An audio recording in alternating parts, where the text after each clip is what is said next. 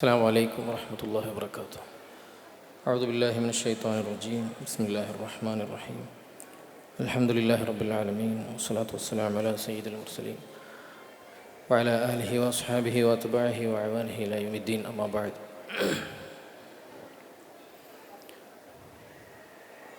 ബഹുമാനപ്പെട്ട ഞങ്ങളുടെ നേതാവ് സയ്യിദ് ഹമീദ് അലി ശിഹാബ് തങ്ങൾ, അദ്ദേഹത്തിൻ്റെ വലത്തുമിടത്തുമിരിക്കുന്ന ഉമറാക്കൾ, ഉലമാക്കൾ, വിശിഷ്ട വ്യക്തിത്വങ്ങൾ, ഈ സദസ്സിലിരിക്കുന്ന ഭാവി വാഗ്ദാനങ്ങളായ യുവ പണ്ഡിതകളുടെ രക്ഷിതാക്കൾ, അല്ലാഹു സുബ്ഹാനഹു വ തആല നമ്മൾ ഈ ഒരുമിച്ച് കൂടിയത് ഒരു സ്വാലിഹ അമലായി സ്വീകരിക്കട്ടെ.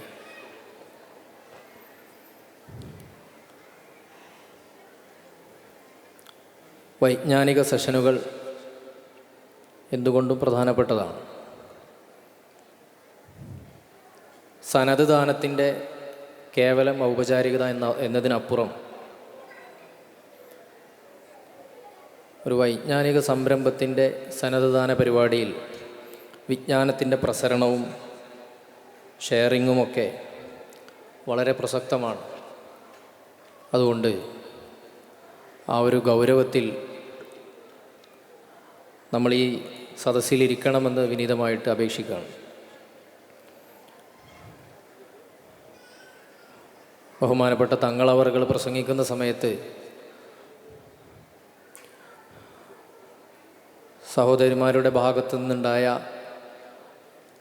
ശബ്ദത്തെക്കുറിച്ച് പറഞ്ഞിരുന്നു. കുടുംബം എന്ന് പറയുന്നതിൻ്റെ ആണിക്കല്ല് തന്നെ സഹോദരിമാരാണ്.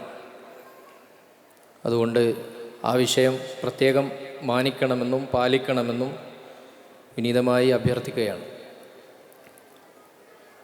സോഷ്യൽ മീഡിയ നമ്മളൊക്കെ ഉപയോഗിക്കുന്നവരാണ്, എല്ലാവരും ഉപയോഗിക്കാറുണ്ട്. മീഡിയ പൊതുവേ നമ്മളൊക്കെ ഉപയോഗിക്കാറുണ്ട്.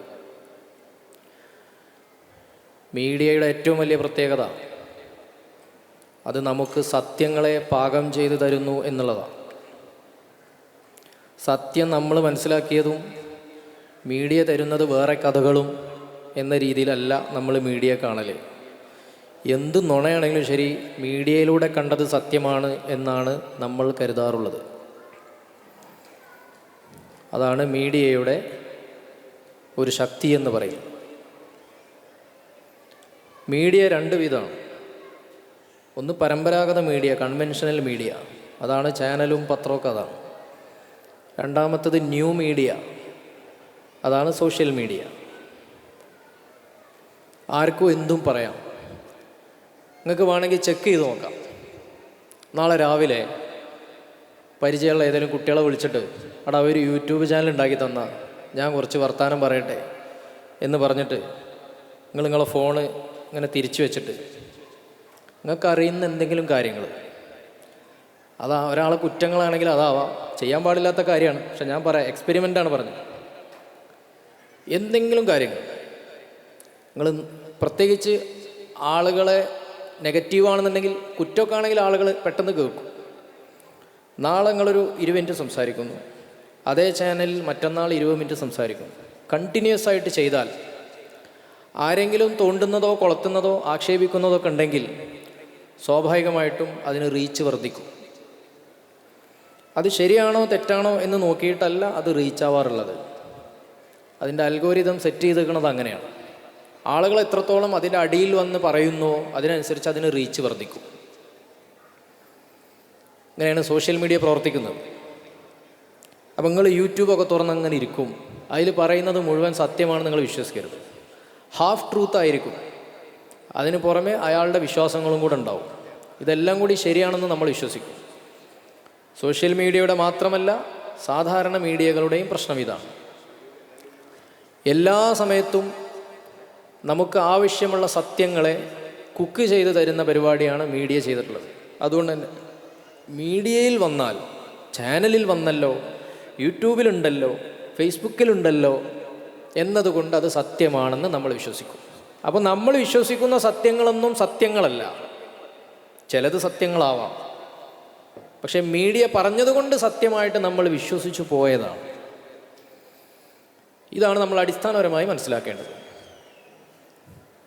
ദൗർഭാഗ്യവശാൽ നമുക്കാവശ്യമുള്ള എല്ലാ കാര്യങ്ങളെയും കുക്ക് ചെയ്ത് തരുന്നത് മീഡിയകളാണ്.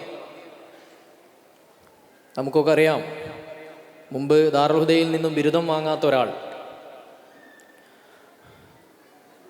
നിരീശ്വരവാദികളുടെ സ്റ്റേജിൽ വരികയും ചില കാര്യങ്ങളൊക്കെ പ്രസംഗിക്കുകയും ചെയ്തു. നിങ്ങൾക്ക് ഓർമ്മ ഉണ്ടാവും. ആ വ്യക്തി ചില കാര്യങ്ങളൊക്കെ സംസാരിച്ചു. 24 മണിക്കൂർ കൊണ്ട് 75,000 ആളുകളാണ് ആ വ്യക്തിയുടെ വീഡിയോ കണ്ടത്. ആരാണ്? നമ്മളൊക്കെ തന്നെയാണ് അത് കണ്ടത്. ആഹാ, ഇസ്ലാമിനെ വെല്ലുവിളിക്കുക, എന്നാൽ അതൊന്ന് കാണണമല്ലോ എന്ന മനോഭാവത്തോടെയാണ് നമ്മൾ കാണുന്നത്. പക്ഷെ അതുകൊണ്ട് സംഭവിക്കുന്നത് എന്താ?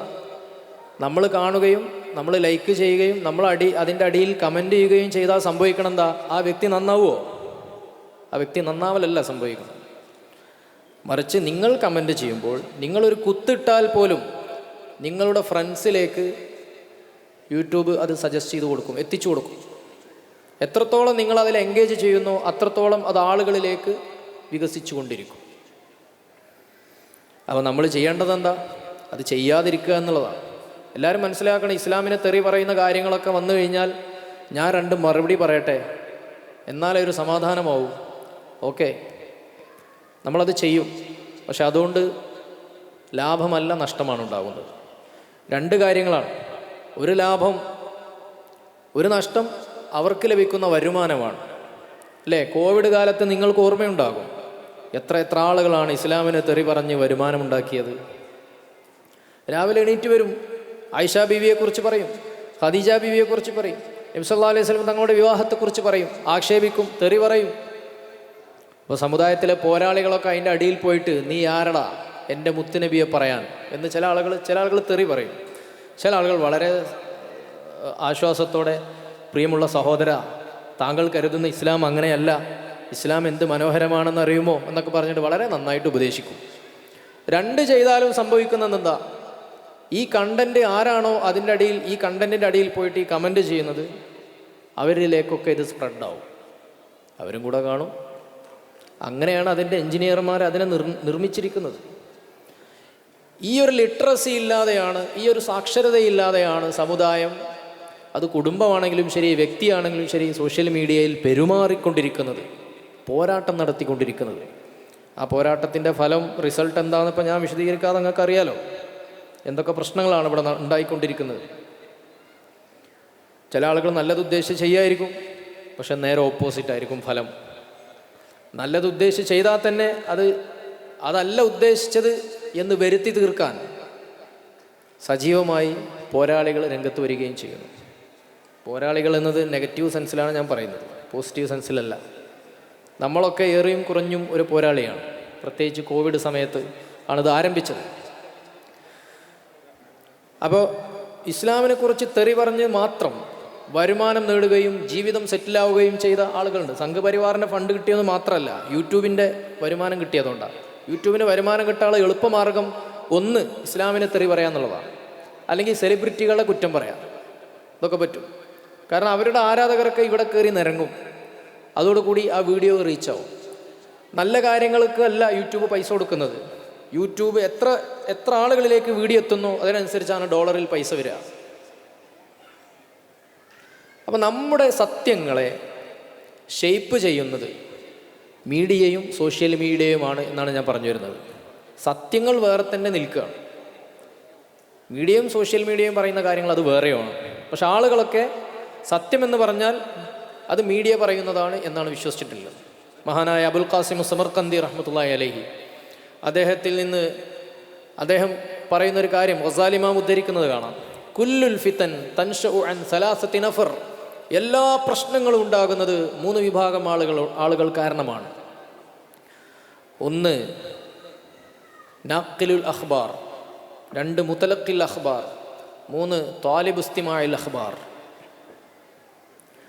നാഖിലുൽ അഖ്ബാർ, ന്യൂസ് കൈമാറ്റം ചെയ്യുന്ന ആളുകൾ. 2 മുതലഖിൽ അഖ്ബാർ, ന്യൂസ് സ്വീകരിക്കുന്ന ആളുകൾ, വർത്തമാനം സ്വീകരിക്കുന്ന ആളുകൾ. 3 ത്വാലിബ് ഇസ്തിമാഇൽ അഖ്ബാർ, വാർത്ത കേൾക്കാൻ കൊതിക്കുന്ന ആളുകൾ, വാർത്തകൾ തേടി നടക്കുന്ന ആളുകൾ, അവർക്കൊരു പൊട്ട് കിട്ടിയാൽ മതി, ബാക്കി അവരെന്ത് ചെയ്യും? അവരുടെ വക ഡിസൈനൊക്കെ ചെയ്തിട്ട്, ഇപ്പോൾ സാദിഖ് അലി ശിഹാബ് തങ്ങൾ പറഞ്ഞത് കേട്ടാൽ നിങ്ങൾ ഞെട്ടും എന്നൊക്കെ പണ്ട് യൂട്യൂബിൽ കണ്ടിട്ടും. ഒരു പൊട്ട് കിട്ടിയിട്ടുണ്ടാവുള്ളൂ, എല്ലാവരും കൂടെ അതിലേക്ക് ഇരച്ച് കയറും. ഒരു പൊട്ട് സത്യമായിരിക്കും, ബാക്കി മുഴുവൻ നുണയായിരിക്കും. ഫലത്തിൽ ഇയാൾക്ക് വരുമാനം കിട്ടുകയും ചെയ്തു, നമ്മൾ ഇയാളെ പരിപാടി വിജയിപ്പിച്ചു കൊടുക്കുകയും ചെയ്തു. കുല്ലുൽ ഫിതൻ തൻശഉ അൻ സലാസത്തി നഫർ. വാർത്ത കൈമാറുന്നവൻ, വാർത്ത സ്വീകരിക്കുന്നവൻ, വാർത്ത തേടി നടക്കുന്നവൻ. അത് സോഷ്യൽ മീഡിയയിലാണെങ്കിലും ശരി, പരമ്പരാഗത മീഡിയ ആണെങ്കിലും ശരി, എല്ലാ നിലക്കും അതങ്ങനെയാണ്. പ്രൊപ്പഗണ്ട വാർ എന്നൊക്കെ നമ്മൾ കേട്ടിട്ടുണ്ടാവും. പ്രചാരണ യുദ്ധം. ഇന്ന് ആയുധങ്ങൾ കൊണ്ടുള്ള യുദ്ധത്തേക്കാൾ ലോകത്ത് നശീകരണം വിതച്ചുകൊണ്ടിരിക്കുന്നത് പ്രൊപ്പഗണ്ട വാറാണ്, പ്രചാരണ യുദ്ധമാണ്. എന്താണ് പ്രചാരണ യുദ്ധം? ഇറാഖിൽ കൂട്ടനശീകരണായുധങ്ങളുണ്ട് എന്ന് ജോർജ് ബുഷ് ലോകത്തോട് പറഞ്ഞു. ഇറാഖിൽ അങ്ങനെ ഉണ്ടോ? അങ്ങനെയാണെങ്കിൽ നശിപ്പിക്കണമല്ലോ എന്നുള്ള മനോഭാവത്തിലേക്ക് ലോകം പോയി. അവിടുത്തെ ലക്ഷക്കണക്കിന് ആയിരക്കണക്കിന് ആളുകളെ കൊന്നു. ലക്ഷക്കണക്കിന് ആളുകൾ അഭയാർത്ഥികളായി. ഒരുപാട് നാശനഷ്ടങ്ങളുണ്ടായി. ഇറാഖിൻ്റെ ചരിത്ര സ്മാരകങ്ങളും ചരിത്രാതീത കാലം മുതലുണ്ടായിരുന്ന ശേഷിപ്പുകളെല്ലാം തകർന്ന് തരിപ്പണമായി. ആളുകൾ ഭവനരഹിതരായി. ഇവിടെ അവസാനം പറഞ്ഞു, അത് നമ്മൾ വെറുതെ പറഞ്ഞതാണ്, നമുക്കൊരു അബദ്ധം പറ്റിയതാണ്. വെപ്പൺസ് ഓഫ് മാസ് ഡിസ്ട്രക്ഷൻ, കൂട്ടനശീകരണായുധങ്ങൾ ഇറാഖിലുണ്ട് എന്നായിരുന്നു പറഞ്ഞത്. അപ്പോൾ ആദ്യം ആളുകളൊക്കെ സപ്പോർട്ട് ചെയ്തു, അങ്ങനെയാണെങ്കിൽ അവരെ നശിപ്പിക്കണമല്ലോ. കൂട്ടനശീകരണായുധം അമേരിക്കൻ്റെ അടുത്തുണ്ടെങ്കിൽ കുഴപ്പമില്ല, അത് നമ്മൾ ചിന്തിച്ചില്ല, അതാരും ചോദിച്ചതുമില്ല. കൂട്ടനശീകരണായുധം നിങ്ങളെടുത്തില്ലേ, നിങ്ങളല്ലേ ഈ നാടുകളിലൊക്കെ അധിനിവേശം ഉണ്ടാക്കുന്നത് എന്നാരും ചോദിച്ചില്ല. പറഞ്ഞത് അപ്പടി വിഴുങ്ങി. അങ്ങനെയാണ്. മുസ്ലിം സ്ത്രീകൾ മുസ്ലിം കുടുംബങ്ങളിൽ പീഡിപ്പിക്കപ്പെടുന്നു, അതുകൊണ്ട് മുത്തലാഖ് ഇനി നടത്തിയാൽ മുത്തലാഖ് ചെയ്ത ആളുകളെ ജയിലിലിടണം എന്ന് പറഞ്ഞു. വേറെ ഒരു മതക്കാരുടെ ഇടയിലും സ്ത്രീകൾക്കിടയിൽ പീഡനമില്ലേ? കുടുംബങ്ങൾക്കകത്ത് വിവേചനങ്ങളില്ലേ എന്നാരും ചോദിക്കൂല. ഫേസ്ബുക്കിലുണ്ടല്ലോ, യൂട്യൂബിലുണ്ടല്ലോ, പ്രധാനമന്ത്രി പറഞ്ഞല്ലോ, ചാനലിൽ വന്നല്ലോ എന്ന് എല്ലാവരും വിശ്വസിക്കുന്നു. ഈ എല്ലാവരും എന്ന് പറയുമ്പോൾ ചാനലിൻ്റെ കാര്യങ്ങൾ എങ്ങനെയാണ്, വാർത്തകൾ കുക്ക് ചെയ്യുന്നത് എങ്ങനെയെന്നൊക്കെ അറിയുന്ന ആളുകൾ ഇവിടെ ഉണ്ടാവും. അവരെക്കുറിച്ചല്ല പറയുന്നത്, അവർക്കതിൽ വലിയ സാക്ഷരതയുണ്ടാവും. പക്ഷെ അല്ലാത്തവരത് അങ്ങനെ വിഴുങ്ങുന്നു. പ്രചാരണ യുദ്ധം അങ്ങനെയാണ്. അഫ്ഗാനിസ്ഥാനിൽ അമേരിക്ക അധിനിവേശം നടത്തിയപ്പോൾ ജോർജ് ബുഷിൻ്റെ പെങ്ങൾ പറഞ്ഞത്, അഫ്ഗാനിസ്ഥാനിലെ ആണുങ്ങൾ തീവ്രവാദികളാണ്, അവരുടെ പിടുത്തത്തിൽ നിന്നും അഫ്ഗാനിസ്ഥാനിലെ പെണ്ണുങ്ങളെ, ഭാര്യമാരെ മോചിപ്പിക്കാൻ വേണ്ടിയിട്ടാണ് ഈ യുദ്ധം. എല്ലാവരും വിശ്വസിച്ചു. അതിൻ്റെ പേരിൽ അഫ്ഗാനിസ്ഥാനെ കുട്ടിച്ചോറാക്കി.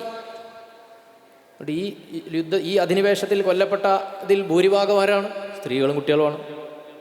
അഫ്ഗാനി പുരുഷൻ്റെ കൺട്രോളിൽ നിന്നും അഫ്ഗാനി പെണ്ണിനെ മോചിപ്പിക്കാൻ എന്ന പേരിൽ അമേരിക്ക നടത്തിയ അധിനിവേശത്തിൽ ബോംബിട്ടും തോക്കിൻ മുനകൾക്കിരയായും കൊല്ലപ്പെട്ട ആളുകളിൽ 70-75% സ്ത്രീകളും കുട്ടികളാണ്. അതാരും ചോദിച്ചില്ല. അപ്പോൾ മാധ്യമങ്ങളെക്കുറിച്ച് പറയുന്നൊരു കാര്യമുണ്ട്, പ്രത്യേകിച്ച് യുദ്ധങ്ങളെക്കുറിച്ചൊക്കെ പറയുന്നൊരു കാര്യമുണ്ട്. The first casualty when war comes is truth എന്നാണ്. യുദ്ധം വരുമ്പോൾ ആദ്യം കൊല ചെയ്യപ്പെടുന്നത് സത്യമാണ് ആദ്യം കൊല ചെയ്യപ്പെടുക. സത്യത്തെ അറുത്ത് കളയും ആദ്യം. എന്ന് പറഞ്ഞാൽ അഫ്ഗാനികൾ ഭീകരവാദികളാണ്, ഇറാഖികൾ തീവ്രവാദികളാണ്. ഇന്ത്യയിലും അത് നടക്കുന്നുണ്ട്, നമുക്കറിയാം. മുസ്ലിങ്ങൾ തീവ്രവാദികളാണ്. നിങ്ങൾക്കല്ല ഇപ്പം നിങ്ങൾ തീവ്രവാദി അല്ലാന്ന് തോന്നുന്നുള്ളൂ. വാട്സപ്പ് യൂണിവേഴ്സിറ്റിയിൽ പഠിച്ചുകൊണ്ടിരിക്കുന്ന, രാവിലെ എണീറ്റ് നിങ്ങളൊക്കെ SKSF-ൻ്റെയും SYS-ൻ്റെയും SMF-ൻ്റെയും അല്ലെങ്കിൽ നാട്ടിലെ കുടുംബശ്രീയുടെയും ഒക്കെ വാട്സപ്പ് ഗ്രൂപ്പിലേക്ക് പോകുമ്പോൾ വെറുപ്പ് വിതരണം ചെയ്യുന്ന വാട്സപ്പ് ഗ്രൂപ്പുകളിലേക്ക് ഉണരുന്ന ഹൈന്ദവ സഹോദരന്മാരുണ്ട്. അവരിലേക്ക് വരുന്നത് മുഴുത്ത നുണകളാണ്. അതിലൊന്ന് ഹലാൽ ഫുഡ് എന്ന് പറഞ്ഞാൽ മുസ്ലിങ്ങൾ തുപ്പി വിതരണം ചെയ്യുന്ന ഭക്ഷണമെന്നാണ്. അതവർ വിശ്വസിക്കുന്നുണ്ട്, ഒരുപാട് ആളുകൾ വിശ്വസിക്കുന്നുണ്ട്. നിങ്ങൾ എത്ര കരഞ്ഞു പറഞ്ഞിട്ടും കാര്യമില്ല. കാരണം വാട്സപ്പിൽ ഡെയിലി അവർക്ക് വന്നുകൊണ്ടിരുന്ന ഒരു ന്യൂസായിരുന്നു അത്. ഇപ്പം എൻ്റെ നാട്ടിലെ എൻ്റെ ഒരു ബന്ധുവിനോട് അവരുടെ നാട്ടിലൊരു ചേച്ചി പറഞ്ഞൊരു വർത്താനം, നിങ്ങളൊക്കെ ഇവിടുന്ന് പോവുകയാണെങ്കിൽ നിങ്ങളെ 2 നില വീട് ഞാൻ എടുക്കുന്നു. എൻ്റെ ബന്ധു ഒരു താത്ത 2 നില വീടാ, ഭർത്താവ് ഗൾഫിലായിരുന്നു, 2 നില വീട്ടിലാണ് താമസം. അയലോക്കത്തെ ഹൈന്ദവ സ്ത്രീ അവരോട് പറയാണ്, നിങ്ങൾ ഇവിടുന്ന് പോവുകയാണെങ്കിൽ അപ്പം ഇവരിവിടുന്ന് പോവേണ്ടവരാണ് എന്ന ചിന്ത ഈ സാധുവായ ഹൈന്ദവ സ്ത്രീക്ക് എവിടെ നിന്ന് കിട്ടി? വാട്സപ്പിൽ നിന്നും ഫേസ്ബുക്ക് പേജിൽ നിന്നും കിട്ടിയതാ. സ്ഥിരമായിട്ട് അത് കണ്ടുകൊണ്ടിരിക്കുമ്പോൾ അതാണ് യാഥാർത്ഥ്യം എന്ന് അവർ വിശ്വസിച്ചുകൊണ്ടിരിക്കുക. നമ്മളൊക്കെ വഞ്ചകന്മാരും വഞ്ചകികളും ആണെന്നാണ് അവർ വിശ്വസിച്ചുകൊണ്ടിരിക്കുന്നത്. അപ്പോൾ ഈ താത്താനോട് ഇവർ പറയാം, നിങ്ങൾ ഇവിടുന്ന് പോവുകയാണെങ്കിൽ നിങ്ങളെ വീടൊക്കെ, നിങ്ങളെ 2 നില വീട് ഞങ്ങൾക്ക് കിട്ടുമല്ലോ. അപ്പോൾ ഈ താത്ത പറഞ്ഞ മറുപടി, അഥവാ ഞാൻ ഇവിടുന്ന് പോകേണ്ടി വന്നാൽ JCB വിളിച്ച് ഈ 2 നില ഇടിച്ച് പൊളിച്ചിട്ടേ ഞാൻ ഇവിടുന്ന് പോവുള്ളൂ എന്നാണ് മറുപടി. അത്രയുള്ള രാഷ്ട്രീയം അവർക്ക് അതിൽ ചെയ്യാൻ പറ്റുള്ളൂ. പരമാവധി പറയാൻ പറ്റുന്ന രാഷ്ട്രീയം അതാണ്. ഞങ്ങൾ ഇവിടുന്ന് ഓടിപ്പോവേണ്ടി വന്നാൽ, ഇതൊക്കെ കേൾക്കുമ്പോൾ നിങ്ങൾ കുറേ ആളുകൾ അങ്ങനെ ഉറക്കം തൂങ്ങിയ പോലെ ഇരിക്കുന്നുണ്ട്. നിങ്ങൾ ആസാമിലേക്കൊന്ന് പോയി നോക്കി, ആസൂത്രിതമായിട്ട് മുസ്ലിം ഭവനങ്ങൾ എങ്ങനെയാണ് തച്ചുടക്കുന്നത്. അധികാരം JCBയുടെ ബലവും മാത്രമല്ല അത്, അതിൻ്റെ മുമ്പൊരു പ്രൊപ്പഗണ്ട വാർ ഇവിടെ നടന്നിട്ടുണ്ട്, പ്രചാരണ യുദ്ധം. ഇവരുടെ വീടുകൾ പൊളിയേണ്ടതാണ് എന്നവർ വിശ്വസിച്ചതുകൊണ്ടാണ് അത് നടക്കുന്നത്, അല്ലെങ്കിൽ നടക്കൂല. ഇവരെ അടിച്ചു കൊല്ലേണ്ടതാണ് എന്ന് വാട്സപ്പിൽ സ്ഥിരമായി വായിച്ചത് കൊണ്ടാണ്, യൂട്യൂബിലും ഫേസ്ബുക്കിലും സ്ഥിരമായി കണ്ടത് കൊണ്ടാണ് ആ മുസ്ലിം വീടുകൾ മാത്രം ഇങ്ങനെ പൊളിഞ്ഞു വീഴുന്നത് കാണുമ്പോൾ ഇവർക്കൊരു വേദനയില്ലാത്തത്. ഞാൻ പറഞ്ഞു വരുന്നത്, എങ്ങനെയാണ് മീഡിയ അല്ലെങ്കിൽ സോഷ്യൽ മീഡിയ മനുഷ്യൻ്റെ മനസ്സിനെ മാറ്റുന്നത് എന്നാണ്. നമ്മുടെ ട്രൂത്തിനെ, നമ്മുടെ സത്യങ്ങളെ അത് ഷെയ്പ്പ് ചെയ്യുന്നത്, രൂപപ്പെടുത്തുന്നത് എങ്ങനെയാണ് എന്ന് മനസ്സിലാക്കാൻ വേണ്ടിയിട്ടാണ്. പക്ഷേ പ്രൊപ്പഗണ്ട വാറിൽ ഈ അടുത്ത് സംഭവിച്ച ഏറ്റവും നല്ലൊരു ഉദാഹരണം ഗസയായിരുന്നു. ഗസയിലും വന്നു പ്രൊപ്പഗണ്ട അല്ലേ, ഫലസ്തീൻ തീവ്രവാദികൾ, ഭീകരവാദികൾ എന്നൊക്കെ പറഞ്ഞ പേരിൽ പല പ്രൊപ്പഗണ്ടയും വന്നു. പക്ഷെ അത് വിലപ്പോയില്ല, അത് വിജയിച്ചില്ല. ഇപ്രാവശ്യം ലോകം ഗസയുടെ കൂടെ നിന്നു. അമേരിക്കയിലെയും യൂറോപ്പിലെയും ഒക്കെ യൂണിവേഴ്സിറ്റികളിലെ ധൈഷണിക പഠിത്തമുള്ള വിദ്യാർത്ഥികളും അതുപോലെ സാധാരണക്കാരായ ജനങ്ങൾ വരെ, ഇസ്രായേലിലുള്ള ജനങ്ങൾ വരെ ഫലസ്തീനൊപ്പം നിന്നു. പലരും. പ്രൊപ്പഗണ്ട വാർ വിജയിച്ചില്ല.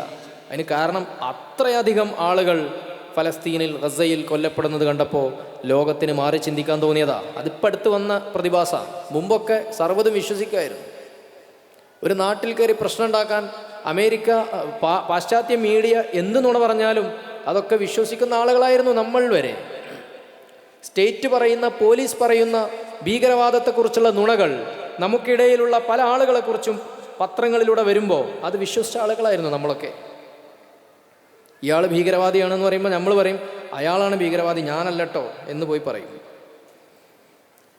ഇപ്പോൾ കണ്ണ് തുറന്നാൽ ആർക്കും ഭീകരവാദിയായി പോകാൻ പറ്റിയ സാഹചര്യത്തിലേക്ക് മീഡിയ വളർന്നിട്ടുണ്ട്. ഇത് ഞാൻ പറയുന്നത് ചില ഉദാഹരണങ്ങൾ പറഞ്ഞെന്ന് മാത്രം. നമ്മൾ യൂട്യൂബ് കാണുമ്പോൾ, നമ്മൾ വാട്സപ്പ് തുറന്നിട്ട് അതിൽ ചില ലിങ്കുകൾ വരുമ്പോൾ, നമ്മൾ ഫേസ്ബുക്കിലേക്ക് കയറുമ്പോൾ, നമ്മൾ ഇൻസ്റ്റാഗ്രാമിലേക്ക് പോകുമ്പോൾ അതിൽ ഇന്നതാണ് ഇന്നത് എന്ന പേരിൽ വരുന്ന എല്ലാ കാര്യങ്ങളും നമ്മൾ വിശ്വസിക്കരുത്. വിശ്വാസിയുടെ ബാധ്യതയാണ്. അല്ലാഹു സുബ്ഹാനഹു വ തആല വ്യക്തമായി പറഞ്ഞിട്ടുണ്ട്, യാ അയ്യുഹല്ലദീന ആമനു ഇൻ ജാഅകും ഫാസിഖും ബിനബഇൻ ഫതബയ്യനു.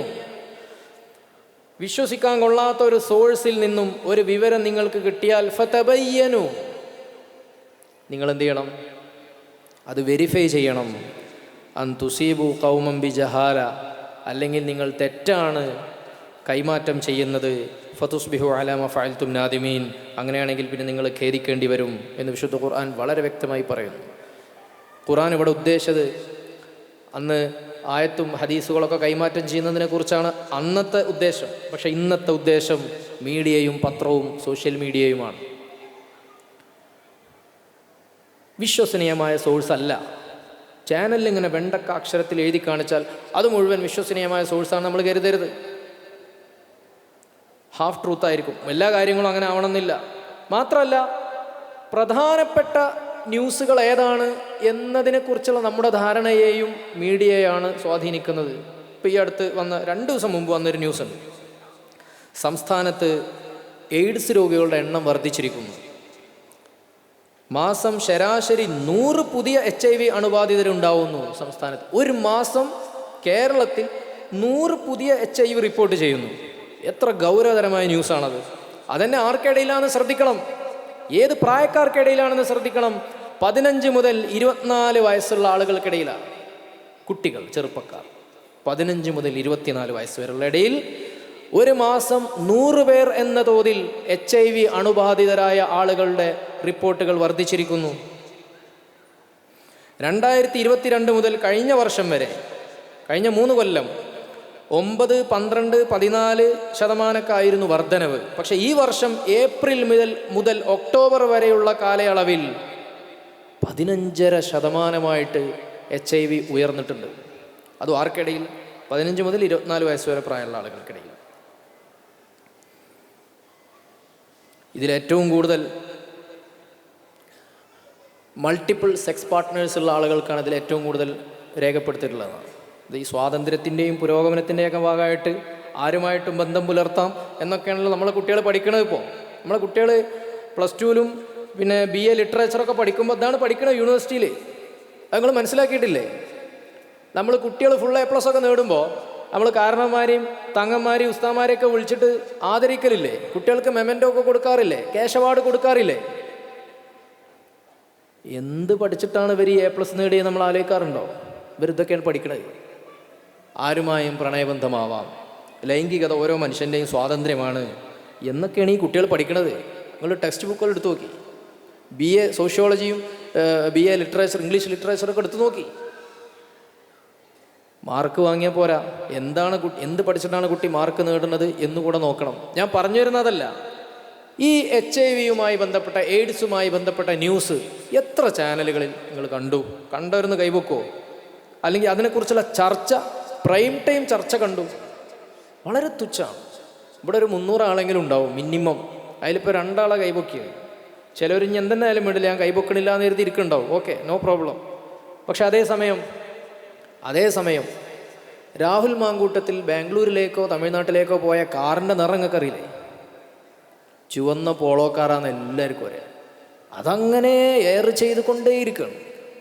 അപ്പം ഏതാണ് പ്രധാനപ്പെട്ട ന്യൂസ് എന്നുള്ളത് മീഡിയയാണ് തീരുമാനിക്കുന്നത്. ഏതാണ് പ്രധാനപ്പെട്ട ന്യൂസ് എന്ന് അവർ തീരുമാനിക്കും. ഈ ന്യൂസാണ് പ്രധാനപ്പെട്ടതെന്ന് നമുക്കും തോന്നും. പക്ഷെ പ്രധാനപ്പെട്ട ന്യൂസുകൾ ഇന്നതാണ് എന്ന് തീരുമാനിക്കാനുള്ള സ്വാതന്ത്ര്യം പോലും നമുക്കില്ല. ജനാധിപത്യ രാജ്യമാണ്. ജനാധിപത്യത്തിൻ്റെ 4ാമത്തെ തൂണാണ് മാധ്യമം എന്നൊക്കെ പറയും. പക്ഷെ മാധ്യമങ്ങൾക്ക് വേണ്ടത് സത്യത്തെ സംരക്ഷിക്കലൊന്നുമല്ല, മാധ്യമങ്ങൾക്ക് വേണ്ടത് സെൻസേഷനാണ്. ഇവിടെ നിഷാദ് റാവുത്തർ വരുമെന്ന് പറഞ്ഞിരുന്നു. അദ്ദേഹം വന്നിട്ടുണ്ടായിരുന്നെങ്കിൽ അദ്ദേഹത്തോട് ഇതിനെക്കുറിച്ചൊക്കെ ചോദിക്കാമായിരുന്നു. പക്ഷെ വരുമെന്ന് വിചാരിച്ച പലരും വരാത്തതുകൊണ്ട് നമുക്കിനിപ്പോൾ അതിൽ ഓപ്ഷനല്ല. അപ്പം എന്താണ് പ്രധാനപ്പെട്ടത്, ഏതാണ് ഫിൽട്ടർ ചെയ്യേണ്ടത് എന്നതിനെക്കുറിച്ച് ചിന്തിക്കാൻ നമുക്ക് സ്വയം തീരുമാനമെടുക്കാൻ കഴിയില്ല. മീഡിയ പറയുന്നത് അങ്ങനെ വിശ്വസിക്കുന്നു. മാധ്യമങ്ങൾക്ക് വേണ്ടത് സെൻസേഷനാണ്. മുമ്പൊക്കെ ഒരു രാഷ്ട്രീയ ചർച്ചയൊക്കെ നടക്കുമ്പോൾ സത്യത്തിൻ്റെ അംശം, കൃത്യമായ വാദങ്ങളും ഉണ്ടെങ്കിൽ അത് മീഡിയ കുറേ പ്രചരിപ്പിച്ചിരുന്നു. ഇപ്പം അങ്ങനെയല്ല. ഏതെങ്കിലും പഞ്ച് ഡയലോഗ് കിട്ടിയാൽ മതി, നല്ല കാര്യങ്ങളാവണമെന്നൊന്നുമില്ല. എല്ലാ അണികൾക്കും അവരവരുടെ നേതാക്കളുടെ പഞ്ച് ഡയലോഗുകൾ അതിങ്ങനെ റീലാക്കിയിട്ട് ഇങ്ങനെ വിട്ടുകൊടുക്കും ചാനൽ. എല്ലാവരും അത് കണ്ടിങ്ങനെ ആസ്വദിക്കും.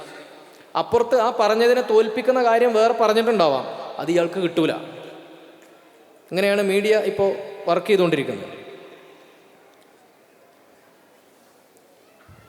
മീഡിയ ആണെങ്കിലും സോഷ്യൽ മീഡിയ ഒക്കെ ആണെങ്കിലും ഇതാണ് അവസ്ഥ. നമുക്കൊക്കെ മലാല യൂസഫ്സായി അറിയാം അല്ലേ? നിങ്ങൾക്കൊക്കെ അറിയാം. നോബൽ സമ്മാനം കിട്ടിയ പെൺകുട്ടിയാണ്. പ്രത്യേകിച്ച് ചെറിയ പ്രായക്കാരോടൊക്കെ ചോദിച്ചാൽ അറിയാം. മലാല യൂസഫ്സായി എന്നുള്ള പേരെന്നെ നിങ്ങൾക്ക് പരിചിതമായിരിക്കും. മലാല യൂസഫ്സായി നിങ്ങൾക്ക് അറിയാൻ കാരണം അഫ്ഗാനിസ്ഥാനിലെ ഒരു പെൺകുട്ടിയാണ്. അവൾ സ്കൂളിൽ പോയപ്പോൾ താലിബാൻ്റെ വെടിയേറ്റു, അങ്ങനെ മുറിവ് പറ്റി. അങ്ങനെ അവൾ മുസ്ലിം സ്ത്രീയുടെ അവകാശത്തിന് വേണ്ടി ഒരുപാട് പ്രവർത്തിച്ചു. പിന്നെ അവർക്ക് നോബൽ സമ്മാനമൊക്കെ കിട്ടി. ഇത്രയും നമുക്കറിയാം. പക്ഷേ റേച്ചൽ കോറിയെ എത്ര ആൾക്കറിയാം? റേച്ചൽ കോറി എന്ന പേര് കേട്ടൊന്ന് കൈവക്കോ? മാഷാ അല്ലാഹ്, 2 പേരുണ്ട്. സന്തോഷം. റേച്ചൽ കോറി ഇസ്രായേലിൽ വന്നിട്ട് ഒരു അമേരിക്കൻ പെൺകുട്ടിയായിരുന്നു. ഇസ്രായേലി ബുൾഡോസർ ഫലസ്തീനികളുടെ വീടൊക്കെ ഇടിച്ചു നിരത്തുന്ന ബുൾഡോസറിൻ്റെ മുമ്പ് പോയി നിന്നിട്ട് ഇവർ പറഞ്ഞു, ഇത് മനുഷ്യാവകാശ ലംഘനമാണ്, നിങ്ങൾ ഇവിടുന്ന് പിരിഞ്ഞു പോകണം എന്ന് പ്രഖ്യാപിച്ച വനിതയാണ്. ഇത് പറഞ്ഞു തീരും മുമ്പേ ഇസ്രായേലി പട്ടാളക്കാരൻ അതേ ടാങ്ക് ഇവളുടെ ശരീരത്തിലൂടെ കയറ്റി കൊന്നു. ആ വനിതയാണ് റേച്ചൽ കോറി. ഈ റേച്ചൽ കോറിനെ ലോകത്തെ എല്ലാവർക്കും അറിയില്ല. ആക്ടിവിസ്റ്റുകൾക്കും ജേർണലിസ്റ്റുകൾക്കും ഒക്കെ അറിയുള്ളൂ, സാധാരണക്കാർക്ക് അറിയില്ല. പക്ഷേ മലാല യൂസഫ്സായിയെ സാധാരണക്കാർക്ക് അറിയും. അതിന് കാരണം പാശ്ചാത്യൻ മീഡിയയും ന്യൂ മീഡിയയും ഏറ്റവും കൂടുതൽ ആഘോഷിച്ച വ്യക്തിയാണ് മലാല യൂസഫ്സായി. കാരണം എന്താ? അവിടെ വില്ലൻ മുസ്ലിമാണ്. റേച്ചൽ കോറിയുടെ വിഷയത്തിൽ വില്ലൻ മുസ്ലിം അല്ല, മറിച്ച് ആരാണ്? ജൂതനാണ്. നിങ്ങൾ ഈ കളമശ്ശേരി ബസ് കത്തിയ സംഭവം എന്ന് കേട്ടിട്ടില്ലേ? കളമശ്ശേരി ബസ് കത്തിയ സംഭവം, അതിലാരും മരിച്ചിട്ടില്ല എന്നാണ് അറിയുക. ആരും മരണപ്പെട്ടിട്ടില്ല, ബസ് മാത്രമാണ് കത്തിയത്. പക്ഷെ അതിലെ പ്രതികളായ 16 ആളുകൾക്കെതിരെ UAP ഉണ്ട്. കളമശ്ശേരി വേറൊരു സ്ഫോടനപ്പെടുത്ത് നിങ്ങൾ കേട്ടിട്ടില്ലേ? 8 മലയാളികൾ കൊല്ലപ്പെട്ട ചർച്ചിൽ നടന്ന സ്ഫോടനം നിങ്ങളെ നാട്ടിൽ തന്നെ അല്ലേ? മാഷാഅല്ലാഹ്, ഈ ഹാളിലാണ്. UAP അല്ല, പ്രതിക്കെതിരെ UAP അല്ല. മീഡിയക്ക് അതൊന്നും ആവശ്യമില്ല, മീഡിയ അത് ചർച്ച ചെയ്യൂല. കാരണം എന്താ? നമ്മളെ പറ്റിക്കാൻ പറ്റുമെന്ന് മീഡിയക്ക് മനസ്സിലാക്കണം. എൻ്റെ പ്രിയമുള്ള സഹോദരന്മാരെ, സമുദായത്തിൽ നിന്നും മീഡിയ പ്രവർത്തകരുണ്ടാവണം. നിങ്ങൾ രാഹുൽ ഈശ്വറിൻ്റെയും ഷാനി പ്രഭാകറിൻ്റെയും യൂട്യൂബ് വീഡിയോ കണ്ട് ഇങ്ങനെ ഇരുന്നാൽ മതിയോ? നമ്മളെ കൂട്ടത്തിൽ അങ്ങനെയുള്ളവരുണ്ടാവണ്ടേ? അതിനല്ലേ നമ്മൾ ഈ പൈസയൊക്കെ ചിലവാക്കണത്? അതിനല്ലെങ്കിൽ പിന്നെ എന്തിനാ?